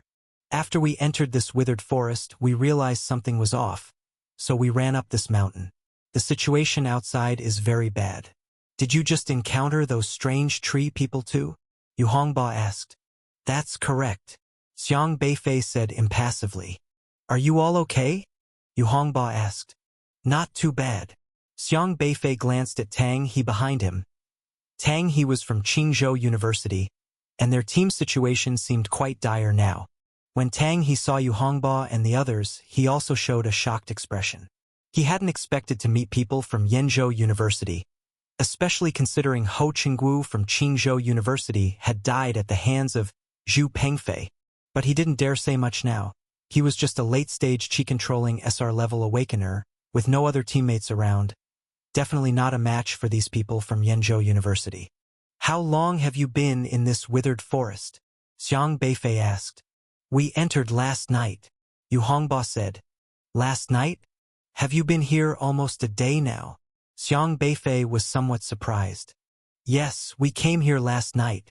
Yu Hongba no longer harbored the idea of dealing with Xiang Beifei. Instead, he felt a slight urge to act alongside him, because their team was currently in a very dire situation.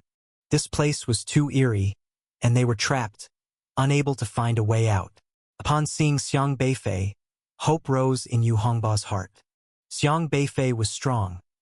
Perhaps he had some solution. So, you guys are okay? Xiang Beifei asked. One of us had an accident, Yu Hongba said in a grave tone. Now only 4 of them remained in their team. Have you been on this mountain since last night? Xiang Beifei asked. Not really. We were initially walking in the withered forest, but then it suddenly became dark and something felt off, so we ran up the mountain. We realized that those tree men didn't dare to come up, and we breathed a sigh of relief. We weren't initially on this mountain, but on another one. Are you that N-level awakener Xiang Beifei?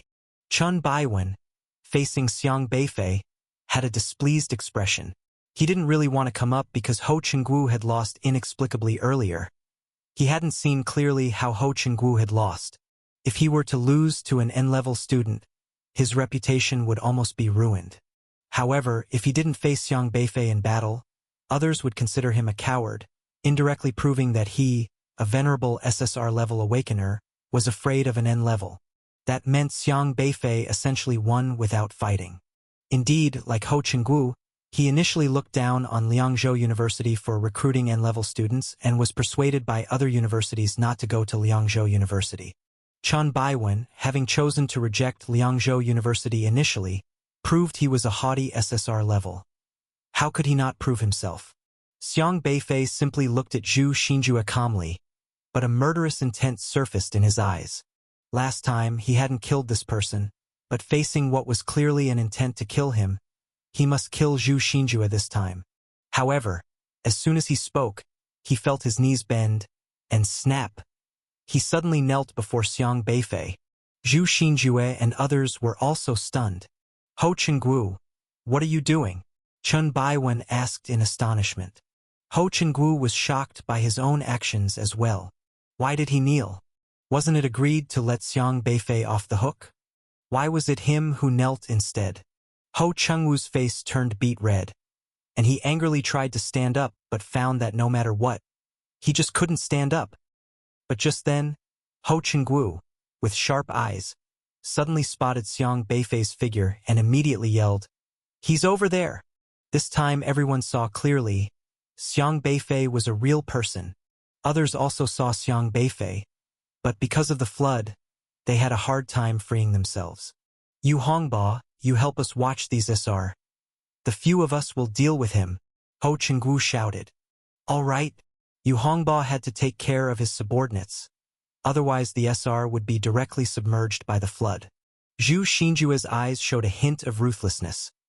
A large glass sphere appeared in his hand, and between flickers, it transformed into an illusory light, enveloping this void. "This time I'll see where you can go," Zhu Xinjue sneered. The glass sphere was an UR-level spatial system item, capable of rendering any space-transporting item ineffective. Since everyone had a forfeit talisman, Zhu Xinjue was worried Xiang Beifei might escape. Soon, Ho Chenggu, Zhu Xinjue, Chen Baiwen, and He Qiudong had Xiang Beifei completely surrounded. Their powerful presences almost as formidable as the flood, staring intently at Xiang Beifei.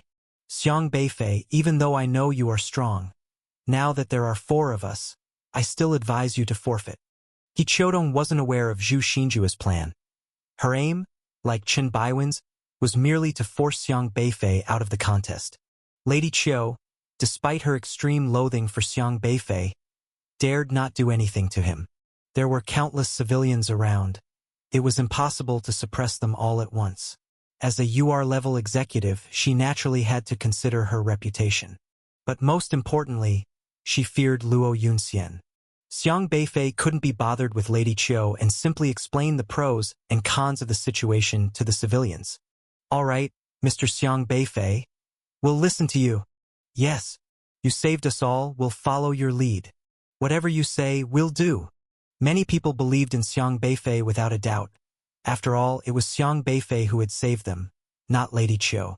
Xiang Beifei's influence was now very strong, his words reaching deeper into people's hearts than Lady Qiu's ever could.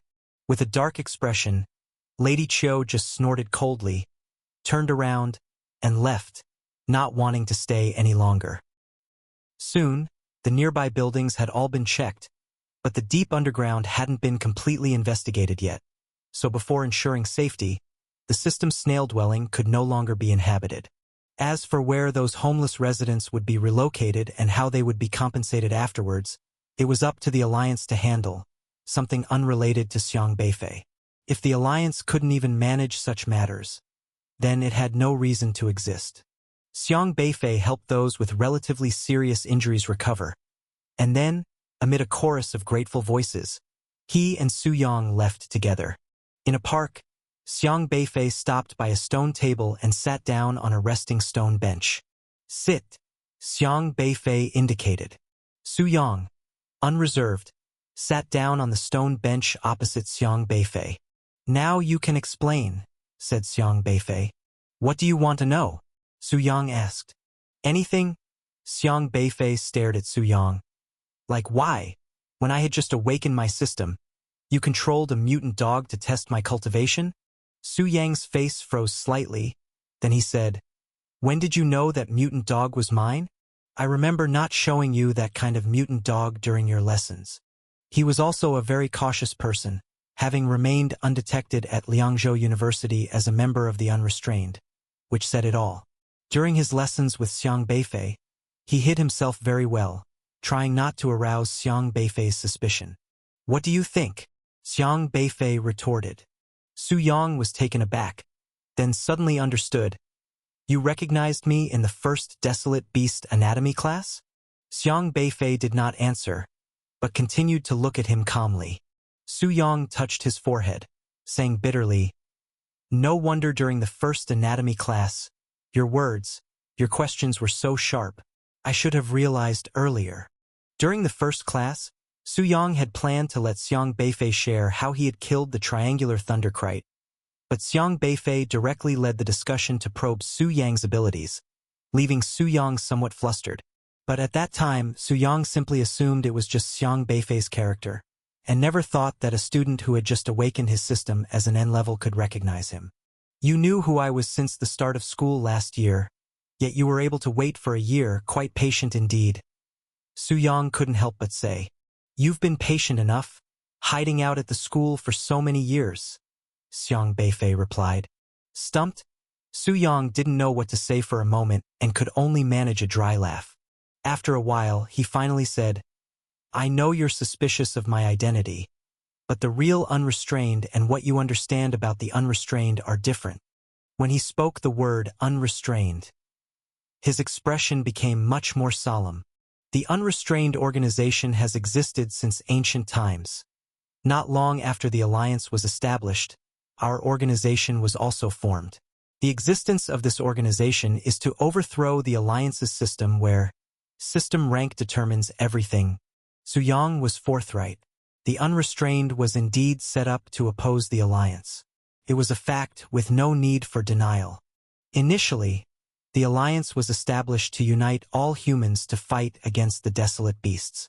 However, the alliance gradually adopted the principle of solely system rank matters, allowing people with high-level systems to receive preferential treatment and attain high status regardless of their talent or virtue.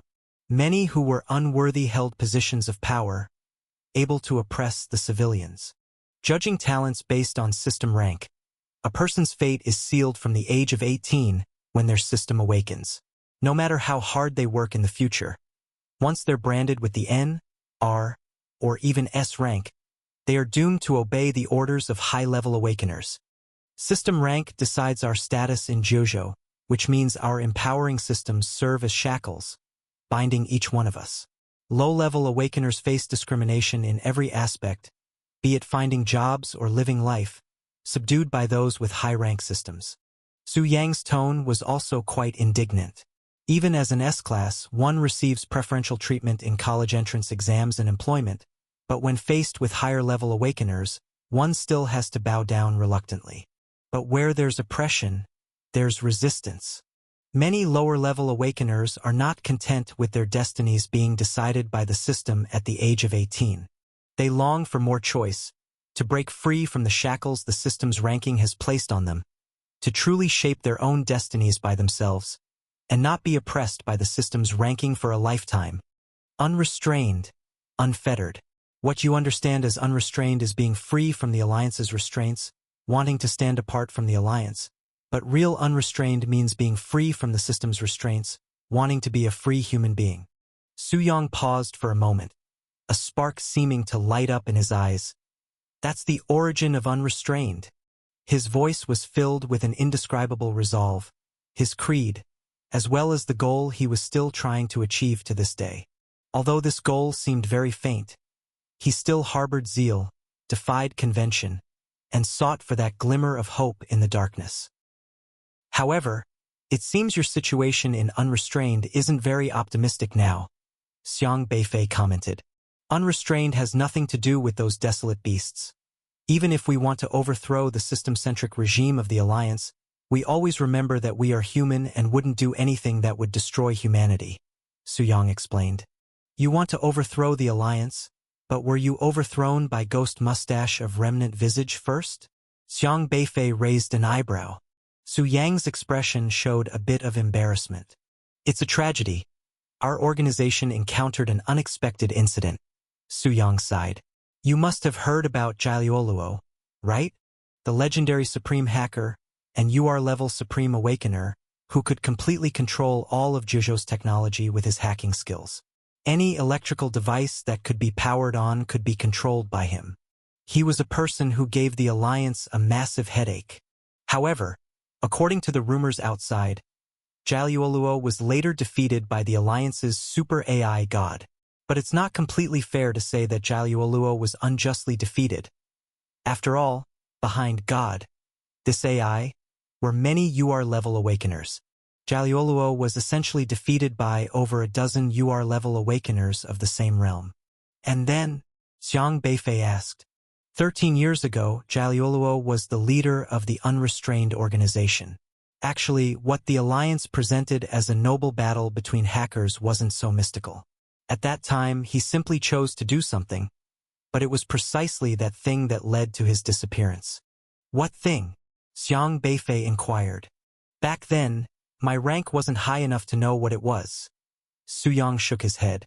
That matter was very important to him, so he went for it, breaking into the archives building and confronting the so-called AI. What exactly happened, no one knows, but it was certainly not some ultimate showdown of hackers as the Alliance embellished. That so-called AI god couldn't possibly defeat him. You are not him. How can you be so sure of that? Because his system ability was specially designed to counter any technology. AI was practically mentally disabled in front of him. The battle, in fact, was quite a mess for God.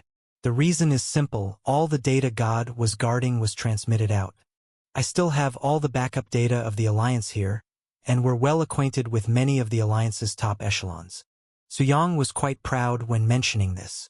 This notion Xiang Beifei could agree with because if that artificial intelligence blockhead god had been victorious, it wouldn't have lost those data. But after Jialuoluo was gone, he never came back. This left our organization headless, forcing us to lie low temporarily. The Alliance seized this opportunity to save face by claiming God had defeated Jialuoluo. After all, history is written by those in power. Whatever they say is right, Su Yang said. What the world knows about Unrestrained seems to be that we'll stoop to any evil for our goals, murder, arson, and such. But in fact, that's not the case. Our organization has strict rules. We're just people who don't want to be bound by the system's ranking. Hence the name, Unrestrained. It doesn't mean we're going to kill and set fires. That would be totally meaningless, Su Yang said calmly. With Jialuoluo's disappearance, didn't you consider finding a replacement?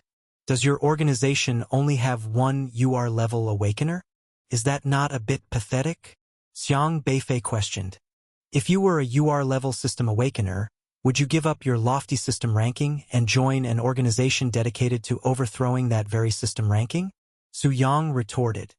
Those who could become UR-level system awakeners were the highest echelons of society, commanding wind and rain at will.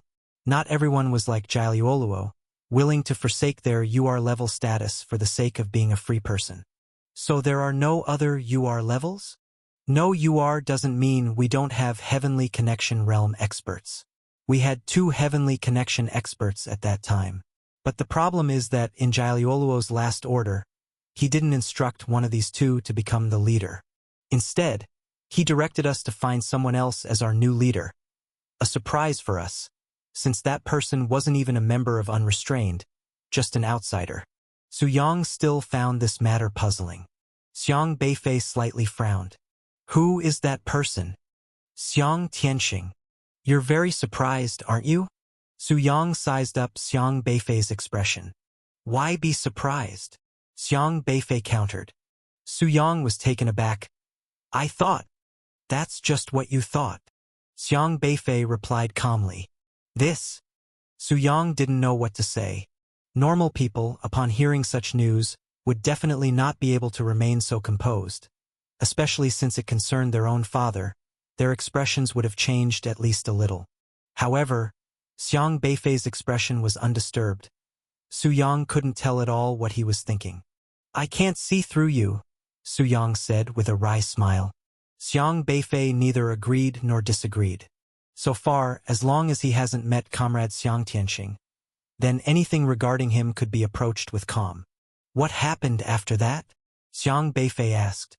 Although I don't know why Jalioluo chose your father to be our unrestrained leader, we all decided to respect his will and look for your father.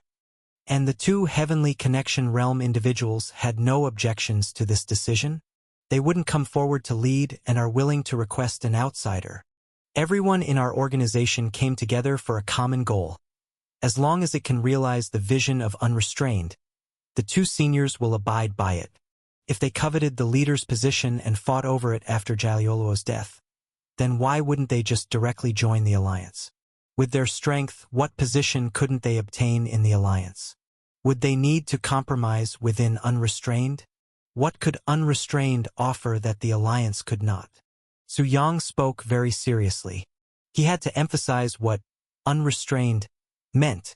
It is a spirit and belief, not for power and position. Xiang Beifei watched Su Yang thoughtfully. His attitude clearly not feigned. Su Yang was firmly committed to the ideal of unrestrained. Xiang Beifei gained a new understanding of the organization unrestrained. If the two Heavenly Connection Realm experts had given up the alliance to achieve the goal of unrestrained, then the mundane pursuit of power and status was indeed to them as insignificant as clouds. The mindset of such individuals was beyond the grasp of ordinary people. Many couldn't even begin to fathom why individuals with such powerful abilities would willingly serve others. They could command the wind and summon the rain without obedience to anyone. Yet they abandoned such power and position to engage in thankless tasks. But perhaps this distinction was precisely what set them apart from ordinary people. What they sought was the true essence of unrestrained. Both Heavenly Connection Realm Masters are profoundly righteous. For the sake of unrestrained, they could lower themselves to request your father's presence. Even though they didn't understand why Jalioluo chose your father, they agreed to the plan, and so we found your father. He refused. Xiang Beifei inquired. You knew. Isn't it obvious? Xiang Beifei said. Su Yang appeared quite helpless. Yes, your father refused, he nodded. He is a very special system awakener, clearly an SR talent, but capable of beating SSRs, even URs. Actually, we weren't surprised by that, since he, like you, were students of Professor Luo. Elder Luo, a legendary SR in the Alliance, undoubtedly overwhelming URs without question. Therefore, during the university freshman competition, when Xiang Tianxing and Xiang Beifei, father and son, were overwhelming various SSRs, nobody questioned it. Because there was Elder Luo setting the example above them. Your father's refusal made it difficult for us because Jalioluo designated him, so we had to recognize him as our leader. But since he did not agree, we couldn't forcibly make him join unrestrained. He was a pioneer of the alliance back then, and that left us at an impasse, Su Yang said. The organization unrestrained always had principles and goals. Once a leader was designated, they wouldn't change their stance. Later we could only keep an eye on your father. Even though he didn't agree, we still regarded him as our leader in our hearts. At that time, your father's strength wasn't high, only at God refining stage. That's how it was recorded, I remember.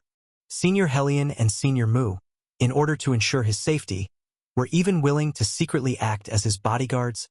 Senior Hellion and Senior Mu were the two Heavenly Connection Realm Masters, both SSRs. Su Yang explained a bit before continuing. But your father's abilities were very peculiar.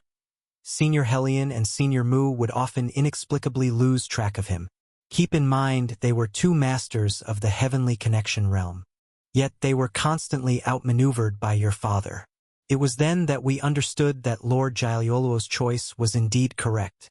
Your father is truly extraordinary. At this point, Su Yang looked Xiang Beifei up and down again, saying, I'm beginning to feel that you're no simple character either. Xiang Beifei still showed little reaction. Yet he was also contemplating the affairs of Comrade Xiang Tianxing.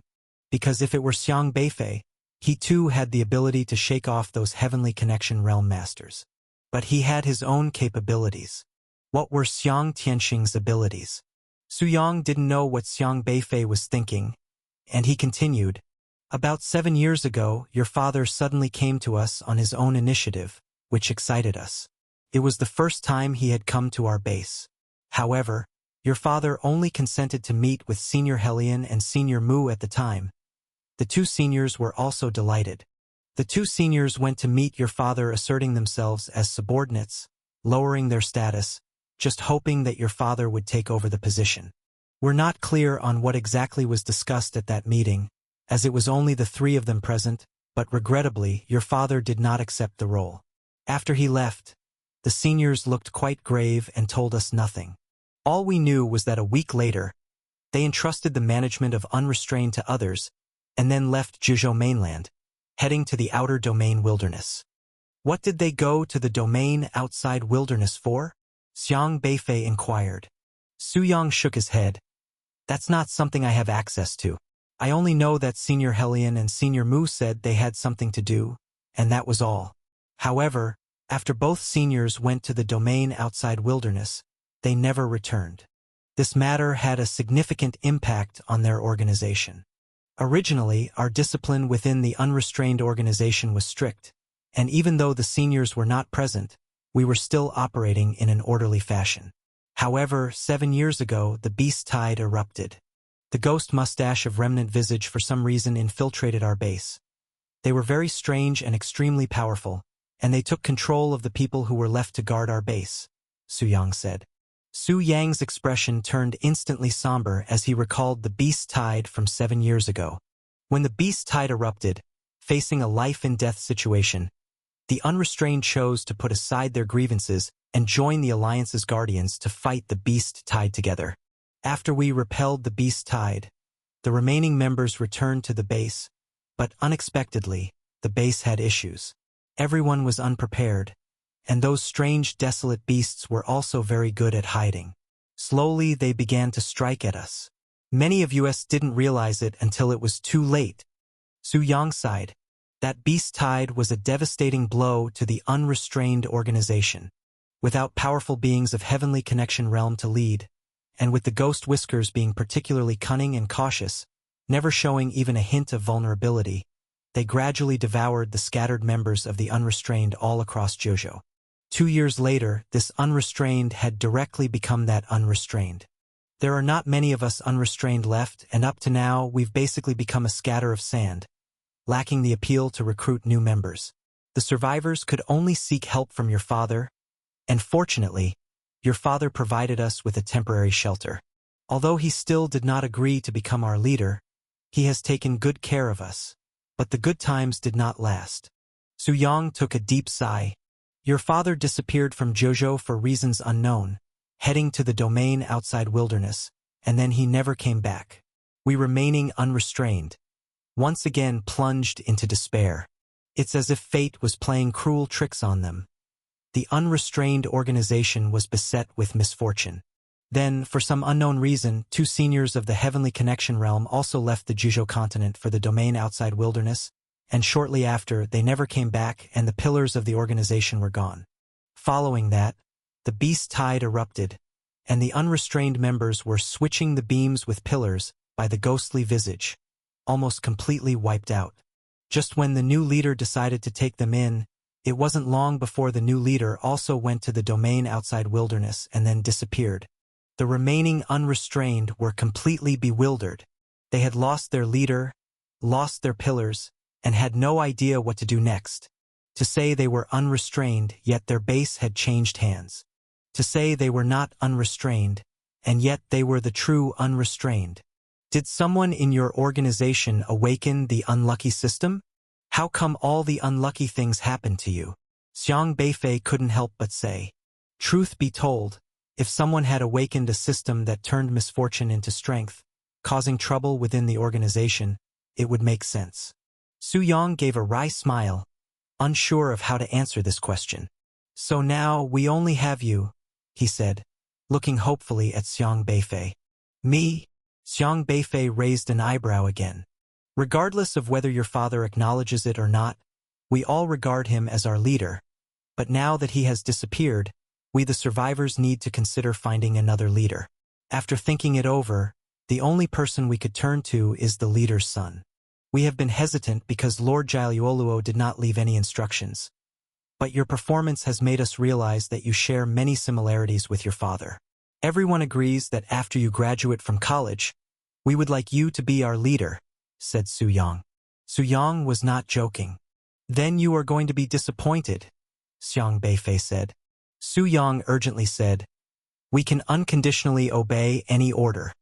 It's not about that, but I won't be this leader. It's for your own good. Xiang Beifei did not elaborate. In fact, the next step, he would also be going to the domain outside wilderness. If he really became their leader, it would only make them happy for a couple of days, and then they would be confused all over again. That was like rubbing salt into someone's wound. It wasn't very kind. Su Yang looked very disappointed. How many people are left in your organization now? Xiang Beifei inquired. Including me, a total of 14. 14. That was indeed a sorrowful number. The once formidable Unrestrained, which could rival the Alliance, was now reduced to a mere 14 struggling to survive. An organization of such scale, even if it wanted to recruit new members now, it would be futile. With 14 members, not a single one at the Heavenly Connection realm, and without any hope in sight, regardless of their beliefs. And the siblings, Dai Ping and Dai Lan, are they counted too? Xiang Beifei asked. Yes, they are a few of our organization's highly skilled god-refining experts, also at the SR level. But as soon as they heard that our stronghold was destroyed, they went to investigate, Su Yang said.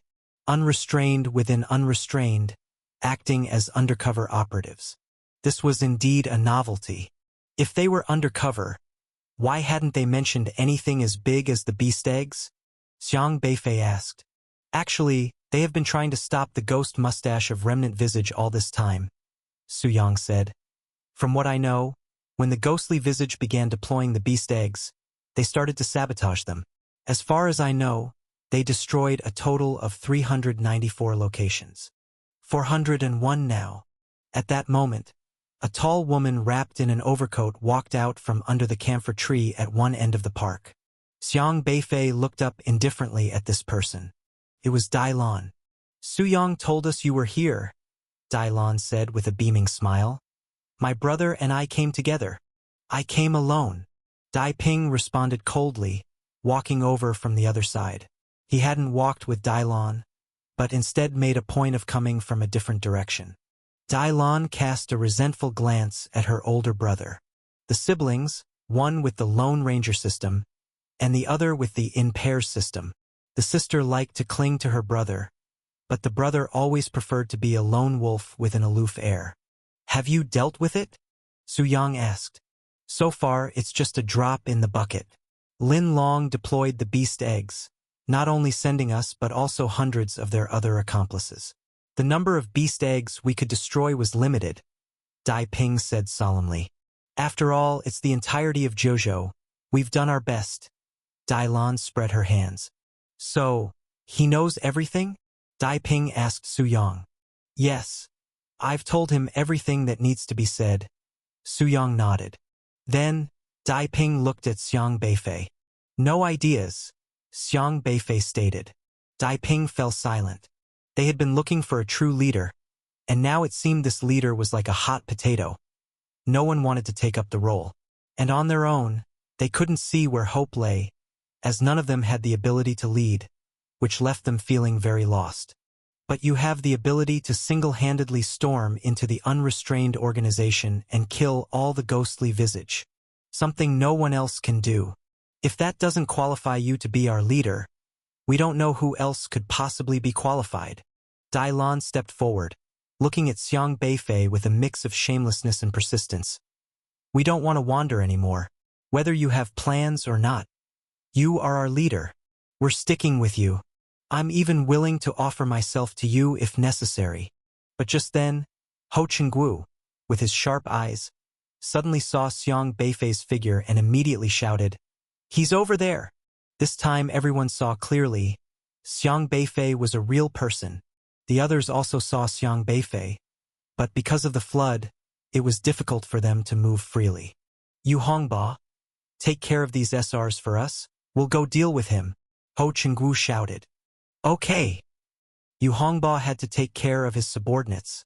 Otherwise the SR would be directly submerged by the flood. Zhu Xinjue's eyes showed a hint of cruelty as a giant glass orb appeared in his hand. The orb flickered, turning into an ethereal glow that enveloped this void. "This time I want to see where you can go," Zhu Xinjue sneered. The glass orb was a UR-level spatial system item that could render any teleportation-related items ineffective. Since everyone had a forfeit talisman, Zhu Xinjue was worried that Xiang Beifei might escape. Soon Ho Qingguo, Zhu Xinjue, Chen Baiwen, and He Qiutong had Xiang Beifei completely surrounded. Their powerful presence was not inferior to the flood, as they stared intently at Xiang Beifei. "Xiang Beifei, although I know you're strong, now that there are 4 of us, I still advise you to forfeit." He Qiutong was unaware of Zhu Xinjue's plan. Her goal, like Chen Baiwen's, was merely to get Xiang Beifei eliminated. Xiang Beifei looked indifferently at the 4 people in front of him. 4 people easier to deal with than 5. Anyway, fight first, hit as intended. Right, we don't want to do anything to you. Just drop out quietly to avoid any trouble, Chen Baiwen said gravely. However, Ho Qingguo and Zhu Xinjue were filled with boundless killing intent. "What are we waiting for?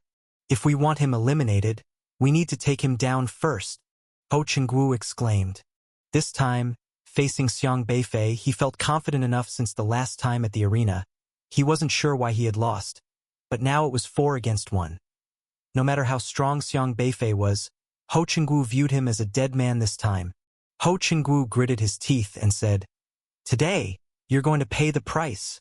That day, as an SSR, he had been stuffed in a trash bin, losing all his dignity. Today, he must kill Xiang Beifei. 3 against 2. Not too bad. Could be worse, Xiang Beifei said. 3 against 2? Zhu Xinjue scoffed. "Have we scared you silly? Can't even count now? It's 4 of us against you. President Ren is so esteemed. He has said that names are not important, strength is what matters. A senior who can say such things must be open-hearted. Why would he care about names with me? You, as President Ren's proud disciple, why do your principles differ from his?" Xiang Beifei said. Xiang Beifei looked puzzled at Ho Qingguo and continued, "Haven't you learned even a bit from him?"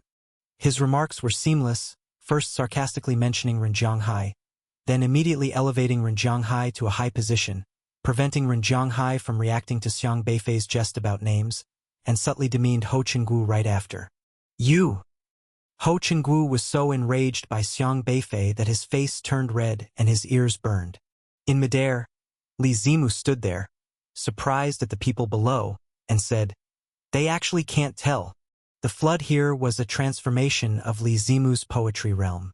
Li Zimu's current poetry realm could reach a level where fake and real were indistinguishable, but Ho Qingguo and Chen Baiwen, being SSR, were a system level higher than him and technically should not be so flustered. Of course they can't tell.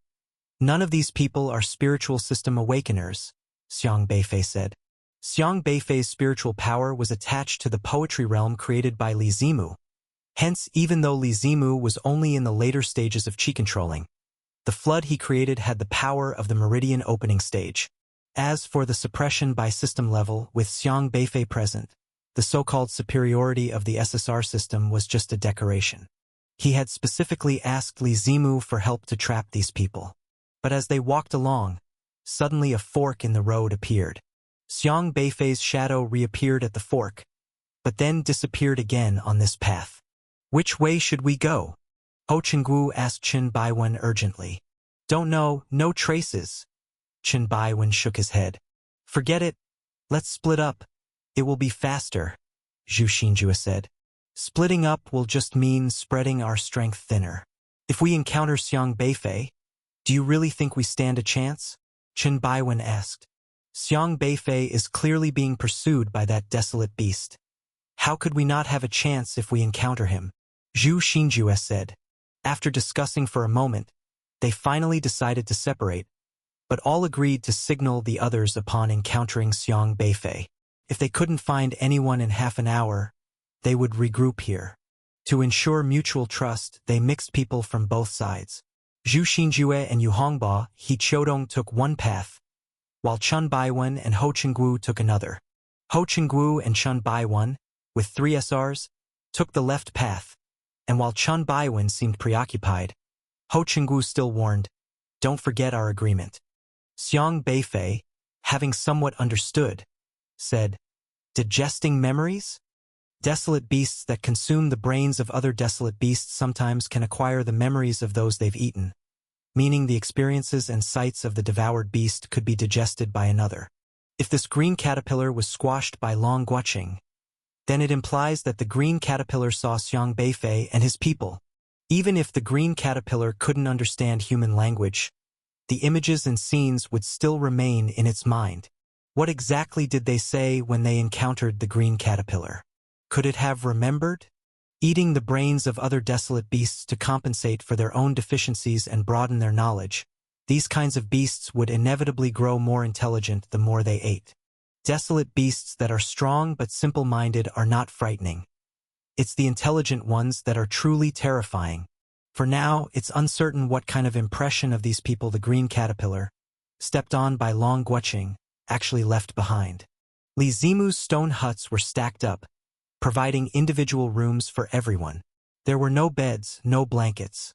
Although crude, such niceties were not expected in the desolate wilds outside civilization. When Xiang Beifei returned from his duty, Long Guoqing was leaning against the door with his arms crossed, saying, "Can I ask you a question?" "What?" Xiang Beifei responded. "You're not an N-tier awakener, are you? You are at least SR, right? Is that important to you?" "It would make me feel better," Long Guoqing reluctantly admitted. If he lost to an SR like Li Zimu, he wouldn't feel too humiliated, as his talent was not inferior to his own. Both of them were SR. He could win back the loss next time. But losing to an N-tier awakener left a lump in his heart. "That's your own problem, not related to me." Xiang Beifei didn't like explaining his abilities to others, because he didn't have a system to begin with. "We're a team. I've told you about my abilities, but we don't know anything about yours. Since we are a team, there should be mutual understanding," Long Guoqing emphasized. "Now you admit we're a team? I thought you always liked showing off," Xiang Beifei said. Long Guoqing huffed but didn't refute that point. He did like to show off. Without it, he couldn't collect system points. "If you tell me you are SR or even SSR, then I would be totally convinced by my loss," Long Guoqing stated. "Do you look down on people with a lower system rank than yourself that much? What's wrong with being N-tier? Or R-tier? What about S-tier? Aside from their cultivation progress, in what aspects are they inferior to you? Their character, morality, behavior, do they deserve your disdain? Do you just like to find a sense of superiority over those with lower tiers?" Xiang Beifei spoke sternly. "I." Long Guoqing was left speechless by the retort. He looked down on people with less talent than himself because he believed they'd never amount to much, especially the lower-tier N-tier awakeners. He would only respect the strong. And yet, his pride would always be crushed when faced with Xiang Beifei. He hoped deep down that Xiang Beifei's system was at least SR-tier, or even SSR. That way, he could accept his defeat without feeling too undermined, maintaining the proud principles he revered. But the one thing he absolutely could not accept was the fact that Xiang Beifei could be N-tier. "I just can't believe an N-tier awakener has so much potential. Their systems are so flawed. They'll achieve so little in their lives that strength is impossible." Long Guoqing gritted his teeth. "Why can't an N-tier awakener beat an SR? Shang Tianxiong is also an N-tier awakener. How many can surpass him? Those with real strength can kill SSRs even being SR tier. Everyone is living in this world, all human. You are no more noble than anyone else. You just had a higher starting point. It doesn't mean you'll be above others in the future. You should stay humble," Xiang Beifei advised. Xiang Beifei, having said this, went straight back to his own compartment. "Modest." Long Guoqing's face was a mix of light and shadow as he pondered Xiang Beifei's words. Around 9 o'clock at night, Yi Changfeng gathered everyone together as he had obtained the schedule and rules for tomorrow's competition. Elder Luo said, "We need to discuss tomorrow's situation first. Everyone should be on high alert." The rules were already clear to everyone. The freshman competition was divided into individual matches and team pioneering. For the individual matches, 9 schools would compete in a round robin, facing off against each other only once, meaning each school would fight 8 matches, 36 in total, spread over 2 days. It would be decided by the roll of a dice whether the Meridian opening stage or the Chi controlling stage contestants would participate. Tomorrow's schedule, the first match, Jizhou University against Yenzhou University. Our match is not the first, which is good. We can observe the strength of other schools first. However, the second match is Qingzhou University against Liangzhou University. Yi Changfeng distributed the flyers to everyone. They all looked at the schedule with grave expressions. Yu Qixin, you tell them about the current strength situation of each school this year, Elder Luo said. Yu Qixin glanced at Xiang Beifei emotionlessly, then began the briefing.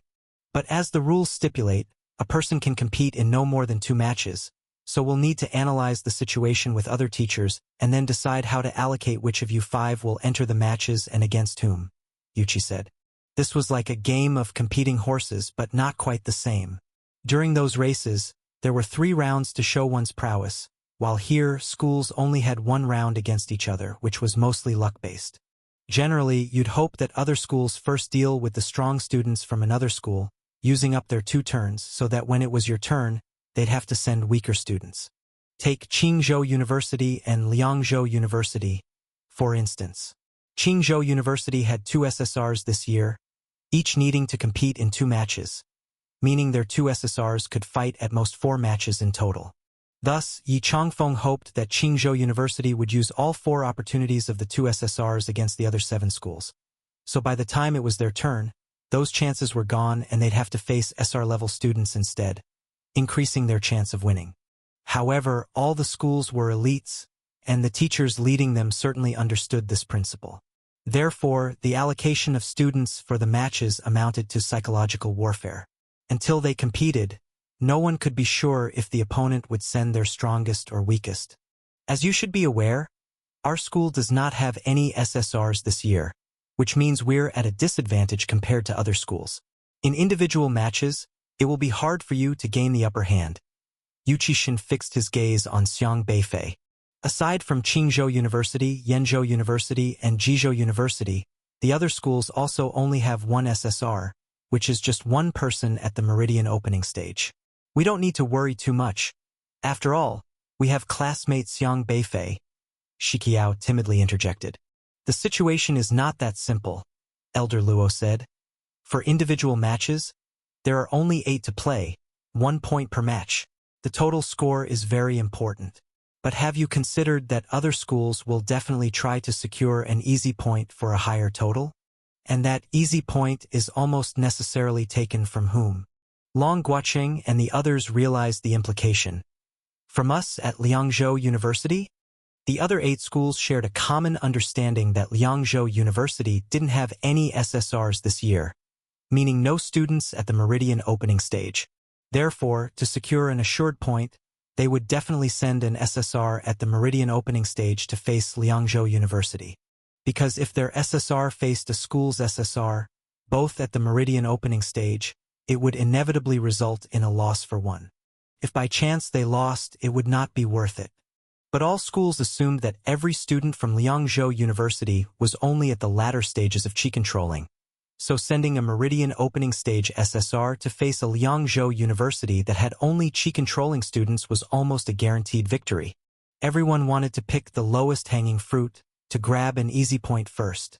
Yes, which means our opponent in each match might be in Meridian opening stage SSR.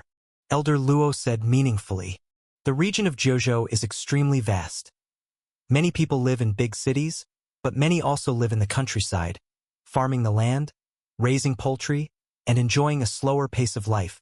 In a mountain range shrouded in white mist, at the indistinct foot of the mountains lay a tranquil village. The houses were low, flat-roofed structures, looking dilapidated and outdated. Most villagers here were low-level awakeners, making a living by farming. They toiled from sunrise to sunset. In the highly technologically advanced Jiuzhou, such simple and primitive villages indeed remained a rarity. But in fact, it was all due to the system. The farmer-type systems that the villagers had awakened to determined that they needed to live in such places. A man wearing a straw hat hurried along a small rural path, greeting villagers from time to time. "Uncle Zhang, off to the fields again?" "Yes, the crops are doing well this year." Old Zhang, who had aged, led an ox while holding a smoking pipe in his mouth, responding with a smile. His awakened system was the N-level king of peanuts system. To strengthen his system, he needed to plant peanuts, so he lived in the countryside. But after a lifetime of planting peanuts, he had only reached the mid-phase of chi-controlling prowess. "Then you must be busy." The straw-hatted man waved his hand and then headed towards a small brick and tile house. "Knock! Knock! Knock!" He knocked thrice on the door, waited 2 seconds, then knocked 4 more times. "Where have you been?" "Clearing the fields of pests." "Why did it take you so long to come back?" "I went 7 miles to the north." The man in the straw hat replied. The door creaked open. The straw-hatted man looked around to make sure no one was paying attention before he hurried in. The room inside was dim. 6 people were there, he was the 7th. Upon his entrance, everyone merely glanced at him, nodded slightly, and quickly turned their attention back to the television set in the room. The TV was broadcasting news about a building in Liangzhou's East Prefecture that had been destroyed down to its waist by the void-devouring insect yesterday. Regarding the rumors of desolate beasts appearing in Zhouzhou, there is much speculation. An elder of UR level from the Alliance refuted these rumors, and we have interviewed Elder Qiu, a UR level leader who was the first to arrive at the scene yesterday, providing aid to disaster victims and preventing further calamity. The scene switched to show Lady Qiu's crumpled old face, as if it were mashed mud. The quarantine department of Zhouzhou has always been dedicated and responsible. They strictly inspect any martial artist entering Zhouzhou. So the idea of desolate beasts invading Zhouzhou is utterly baseless. Everyone, please do not worry. Zhouzhou is very safe. I too am deeply saddened by today's tragedy. However, according to our preliminary investigation, it was caused by a martial artist who can control desolate beasts, sealed the beast pill of a void-devouring beast, and did it deliberately. We are currently arresting the suspect. Please, do not believe or spread rumors. Lady Qiu, before the camera, presented herself with utmost solemnity, just like a diligent and responsible leader of the Alliance, articulating her message perfectly. The news on TV glossed over the incident where Xiang Beifei saved people, not mentioning a word about it, and no footage of Xiang Beifei was broadcast either. This report acted as if Xiang Beifei didn't exist, attributing all merit for saving the entire building to the Alliance, as if it was their members who heroically appeared on the scene immediately after the tragedy, saved everyone, and quelled the incident. Nonsense! Seeing the news, the man in the straw hat angrily removed his hat and threw it onto the table. He was a middle-aged man with a round face, looking quite amiable with a sweaty face, seemingly after a long journey. This old hag is spouting nonsense. She didn't speak a single truth. How dare she deceive and confuse the masses like this? The straw-hatted man said furiously. She's a UR-level high-ranking leader of the Alliance. Do you expect her to come out and tell everyone that our land has been invaded by desolate beasts? A woman in the corner coldly responded. But not warning the public will lead to significant casualties. Just now, I went to a food processing plant and eliminated a batch of beast eggs. We are the ones dealing with these matters. What exactly has the Alliance done? The Alliance won't believe our words.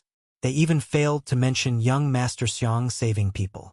Another man spoke up. The straw-hatted man wiped the sweat from his forehead and asked urgently, "Speaking of young Master Xiang, have you seen him?" "We have," a muffled voice from the corner said. The straw-hatted man perked up, asking eagerly, "What did he say?" "He doesn't want to be our leader." "He doesn't want to?" The straw-hatted man paused, slightly startled. "But, Su Yang, didn't you explain it to him properly?" "I explained it all." A bitter voice came from the shadows in the corner where Su Yang sat. The straw-hatted man looked anxious, saying, "Aren't you his teacher? Doesn't he care at all about your feelings?" He knows more than I do. I can't be his teacher. When I give him classes, I feel the pressure, Suyang said. Everyone in the room was a true, unrestrained individual. This was their meeting place because the big cities were full of various surveillance and advanced technology. Meeting in the city could easily get them noticed by alliance members, so they usually congregated in this rural village, where the villagers had weaker system levels, making it relatively safe. Did you really explain everything to him clearly? Could you have forgotten to mention his father's matter to him? His father had taken us in before. He was aware of our existence, by all accounts. Tang faced the reality. He rejected us, Dai Ping said in a heavy tone. How could he reject us? His father was our leader. He's so talented, inheriting all of his father's fine qualities. He's clearly a responsible kid. He could stand up to the president of the elite college for Professor Gua. He could save those people when the one-armed crab attacked the city. He could go alone and kill all the ghost mustache of remnant visage. Why can't he accept us? Tang asked, his emotions running high. Tang, calm down. How can I be calm?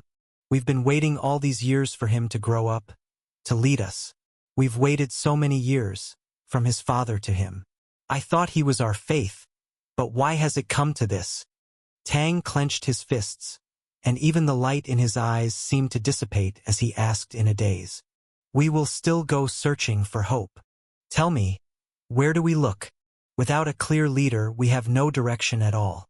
We are bound to face extinction sooner or later. Everything we have done will be in vain. What's the point of persisting? Might as well just embrace the final unrestrained. Tang said, his heart like ashes as he sat down on a chair. No one in the room said a word, a deadly stillness spreading among them. Everyone understood what embrace the final unrestrained meant. Up to now, the only way to escape the system was when one's life reached its end. Unless absolutely necessary, they would not choose this path, for it was impractical. But with the current unrestrained situation, every one of them might be forced into it. Everyone in the room felt deeply powerless. In a world where the system hierarchy was deeply ingrained, without a clear direction, it was too hard for them to bring about change with their abilities. Just then, thud, thud, thud. The door outside the room suddenly made a sound. Dai Ping lifted his head and asked cautiously, "Where did you go?" "Weeding out the pests." "Why did it take so long for you to come back?" "I walked 8 miles north." Everyone looked at each other in confusion. Why would Ma Lu come here? Isn't he at the power plant in Qingzhou looking for the eggs of the electricity-swallowing beast? Dai Ping asked in a low voice. They all had a special code for their meetings. Weeding out the pests referred to seeking the beast eggs in Jiuzhou, and each person would be assigned a temporary number, the number indicating the miles traveled. As for north, it was because the person they were waiting for was named Xiang Beifei. I don't know, he said he wouldn't be attending today's gathering, Suyang said. Dai Ping cautiously walked towards the door, intending to observe the person outside through the surveillance camera. However, just then, a terrifying wave swept through the entire house. Not good, back off, Dai Ping shouted in a low voice. Boom! The whole house trembled slightly, as if hit by a fearsome attack, the walls cracking. The glowing array on the wall started to show signs of collapse. This is someone from the orifice transforming stage. Dai Ping's face turned pale. Their house could withstand extremely powerful attacks. Even those in the later stages of God refining might not be able to shatter it. Only a master of the orifice transforming stage could smash the house with a single blow. The others also stood up, filled with shock and uncertainty. How could someone from the orifice transforming stage come here? I don't know. Quick! Use the teleportation array to leave. I'll stay behind to hold them off, Dai Ping shouted urgently. I will stay with you, said Dai Lan in a rush. Your presence will only hinder me. Protect the others. Dai Ping's awakened ability was that of the Lone Ranger system. His combat prowess would be stronger when he was alone. Dai Lan bit her lip, knowing that if she stayed, as long as there was an even number of them, their combat power would also be enhanced. However, She was also aware that her fighting ability was no match for Dai Ping's. Just as she was about to lead the others out through the teleportation array, she discovered that the array had unexpectedly failed. "They've sealed the space," Su Yang shouted. Boom! The entire tile-roofed house was leveled. So the chief culprit who used the void-devouring insects to destroy the building has been hiding here all along. "Now, I can catch you all in one swoop." A loud laugh quickly followed, and a middle-aged man stood suspended in midair. He radiated a powerful aura, pressuring the entire village. The terrifying fluctuations, like mighty tidal waves, made Dai Ping and the others tremble with fear. "It's someone from the Alliance. How did he find this place?" Su Yang and the others were equally astonished.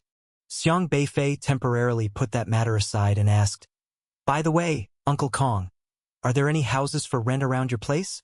We are thinking of moving there." "A house? Sure, you should have moved here a long time ago. The old man has always been talking about saving money for your missions and whatnot." "Why the sudden change of mind?" Kong Daming asked. "Xiaofei has grown up. The house is too shabby. He might not be able to find a wife," Xiang Qingda said seriously. "Ha ha ha, that's true," Kong Daming nodded. But Lu Hong disagreed. "Not at all. If you truly love someone, why would you care about the house? Still, it's better to live in a nicer place." "The old house was a bit too dark," Kong Daming said. "Leave it to me. I remember there is a family on my floor who just moved out, just 2 doors down from my place, diagonally opposite. It would be good to move over, easier to look after each other." "When are you planning to open the restaurant, Uncle Kong?" Xiang Beifei asked again. How the one-armed crab, a desolate beast, appeared hasn't been fully investigated yet, and Xiang Beifei currently suspects a person who still hasn't been located. Xiao Sheng, the guy who pretended to be an N-level shop assistant, the SR, who disappeared somewhere before the desolate beast showed up. He wanted to see if Xiao Sheng would come back to work. Day after tomorrow. The employees have been asking about it too. Speaking of which, I need to contact those employees. We've been closed for so long, Kong Daming said. Then I'll go to the wholesale market tomorrow. The supply of ingredients has been cut off. Need to renegotiate with them, Xiang Qingda said. Kong Daming quickly said, No need, Uncle Xiang, you rest, I'll go. We've been resting for so long already. I need to get moving. I'm familiar with that place anyway. Reopening business. There's a lot of work in the store. Many customers have made reservations. Waiting for you to open, you'll be busy. I can go tomorrow, Xiang Qingda insisted, waving his hand. Kong Daming couldn't argue with that and had to agree. When Xiang Beifei got back home, he even made a point of talking to his grandfather in front of the living room camera, explaining clearly why he was moving out, simply stating that he now could make money and no longer wanted to live there. For a martial artist who had completed Meridian Opening, earning enough to support himself was too easy. Those monitoring his family, as long as they weren't foolish, would surely understand Xiang Beifei's current cultivation realm after a trip to the school. No one would doubt this excuse. With that, the other party should now move to the new house. Xiang Beifei wanted to see who would dare to secretly install surveillance under his watch. After saying this, Xiaohe blocked the camera again. The grandfather and grandson packed up their belongings together at night, and truth be told, they had quite a lot of stuff. We'll need to call a car. There's no elevator, so we'll carry it down together later. Xiang Qingda pondered how to move more efficiently. I can handle the stuff myself. Grandpa doesn't need to worry too much. Just rest, Xiang Beifei said. How can that be? You can't move so much stuff by yourself. Grandpa can still do some work. I'll help you carry it. Xiang Qingda worried that his grandson would tire himself out, as moving was indeed hard labor. Xiang Beifei couldn't help but laugh and cry, Grandpa, why do I always feel like you've forgotten again that I'm a martial artist? What about being a martial artist? Many martial artists still need to hire people when they move, Xiang Qingda said. Xiang Beifei stamped his foot again, and all the packed boxes began to float, hovering in midair, lighter than a feather. He made the objects lighter, then used his spiritual power to lift them all up. Xiang Qingda watched in amazement. I had no idea you had this ability. Xiang Beifei realized he rarely talked about his abilities with his grandfather. He smiled, put everything down, then glanced at the ceiling camera and said, "Don't worry. From now on I'll handle everything. Grandpa, you just rest." Xiang Qingde was stunned for a moment, gazing at Xiang Beifei in a daze. Once upon a time, he was always carefully protecting his grandson, guarding his self-esteem, telling him to stay positive and hopeful, hoping he would never give up on himself. But since the awakening system was activated, his grandson had changed, becoming diligent and cheerful, and now as a martial artist in the Meridian opening phase, he had the ability to protect himself. Xiang Qingde took a while to come back to his senses, then smiled. The awakening system truly is a good thing. He suddenly felt old, needing his grandson's protection. That was fine too. Seeing his grandson so sensible made him happy. Moving wasn't challenging for ordinary N-level awakeners without a corresponding space system. They had to hire moving companies, rent a vehicle, and spend a considerable amount. Xiang Beifei didn't need to. Having Xiaohei spit bubbles was enough. Xiaofei is a big star now. In the future, will all depend on you. Kong Daming joked. Isn't being a star very tiring? I heard they have to shoot different films every day. Lu Jiwei said curiously. That won't do. Xiaofei needs to focus on his cultivation. Lu Hong said seriously. He unconsciously started referring to Beifei as Xiaofei, still perceiving Xiang Beifei primarily as a martial artist who should prioritize his cultivation. Chun Shuqin walked in from outside, smiling. Not to hide it from you. These past few days I've received so many calls from management companies. They know I'm acquainted with Xiaofei, and they keep asking about his willingness to sign with their companies for various lucrative commercial activities. What are you saying? Kong Daming inquired. I'd say I'd consider it, of course. How could I decide such a thing on my own? I still need to ask Xiaofei's opinion, Chun Shuqin said with a smile. She hadn't agreed to it, nor had she completely refused. She had to leave Xiang Beifei some room to choose. Xiang Beifei pondered for a moment before saying, I indeed need to train. No time for shooting movies and commercials. But when I have time, I can start a column specifically to teach everyone how to kill desolate beasts, so they won't panic when they encounter such situations. He needed to use this identity to properly guide everyone. Lu Hong's eyes brightened, and he nodded. Right. Many civilians living in inland cities have a very shallow concept of desolate beasts, and most lack a sense of crisis. Your idea is good. Powerful desolate beasts are commonplace for martial artists, but for civilians, encounters are rare. Thus, it was natural for Xiang Beifei, as a martial artist, to engage in promotional actives for martial arts. That's excellent. I'll help you promote it. Being a celebrity, you always need to specialize in a direction. Since you're a martial artist, you must do it the martial artist's way. Chun Shuqin, also part of the entertainment industry, frequently interacted with celebrities and knew exactly how to handle marketing. As Xiang Beifei's #1 mom fan, she was more than willing to assist Xiang Beifei. With that settled, Xiang Beifei didn't need to do much. After the next semester began, he would casually shoot a few videos while on assignments in the wild desolate areas, a simple task. But then again, does she really think she can manipulate my fame however she pleases? The last person who tried to exploit Xiang Beifei's fame for profit had been dealt with by him. This time, they thought of making him the scapegoat without consulting him, clearly intending to push him onto the stage deliberately. The reason the Alliance wanted such a genius exposed was quite clear. The main reason was that Xiang Beifei was trained by Elder Luo. Elder Luo didn't have a good relationship with the Alliance. People at the Alliance were even wary of Elder Luo, as they couldn't suppress such a non-compliant SR-level awakener. They worried that Elder Luo might cultivate his own influences at Liangzhou University. The emergence of a genius like Xiang Beifei posed an even greater threat to them. That's why they wanted to strike at Xiang Beifei. A normal person, once exposed, finds it hard to maintain a low profile, attracting attention wherever they go. By exposing Xiang Beifei this way, they were forcibly aligning him with the Alliance, ensuring that every move he made was monitored by everyone in Zhejiu.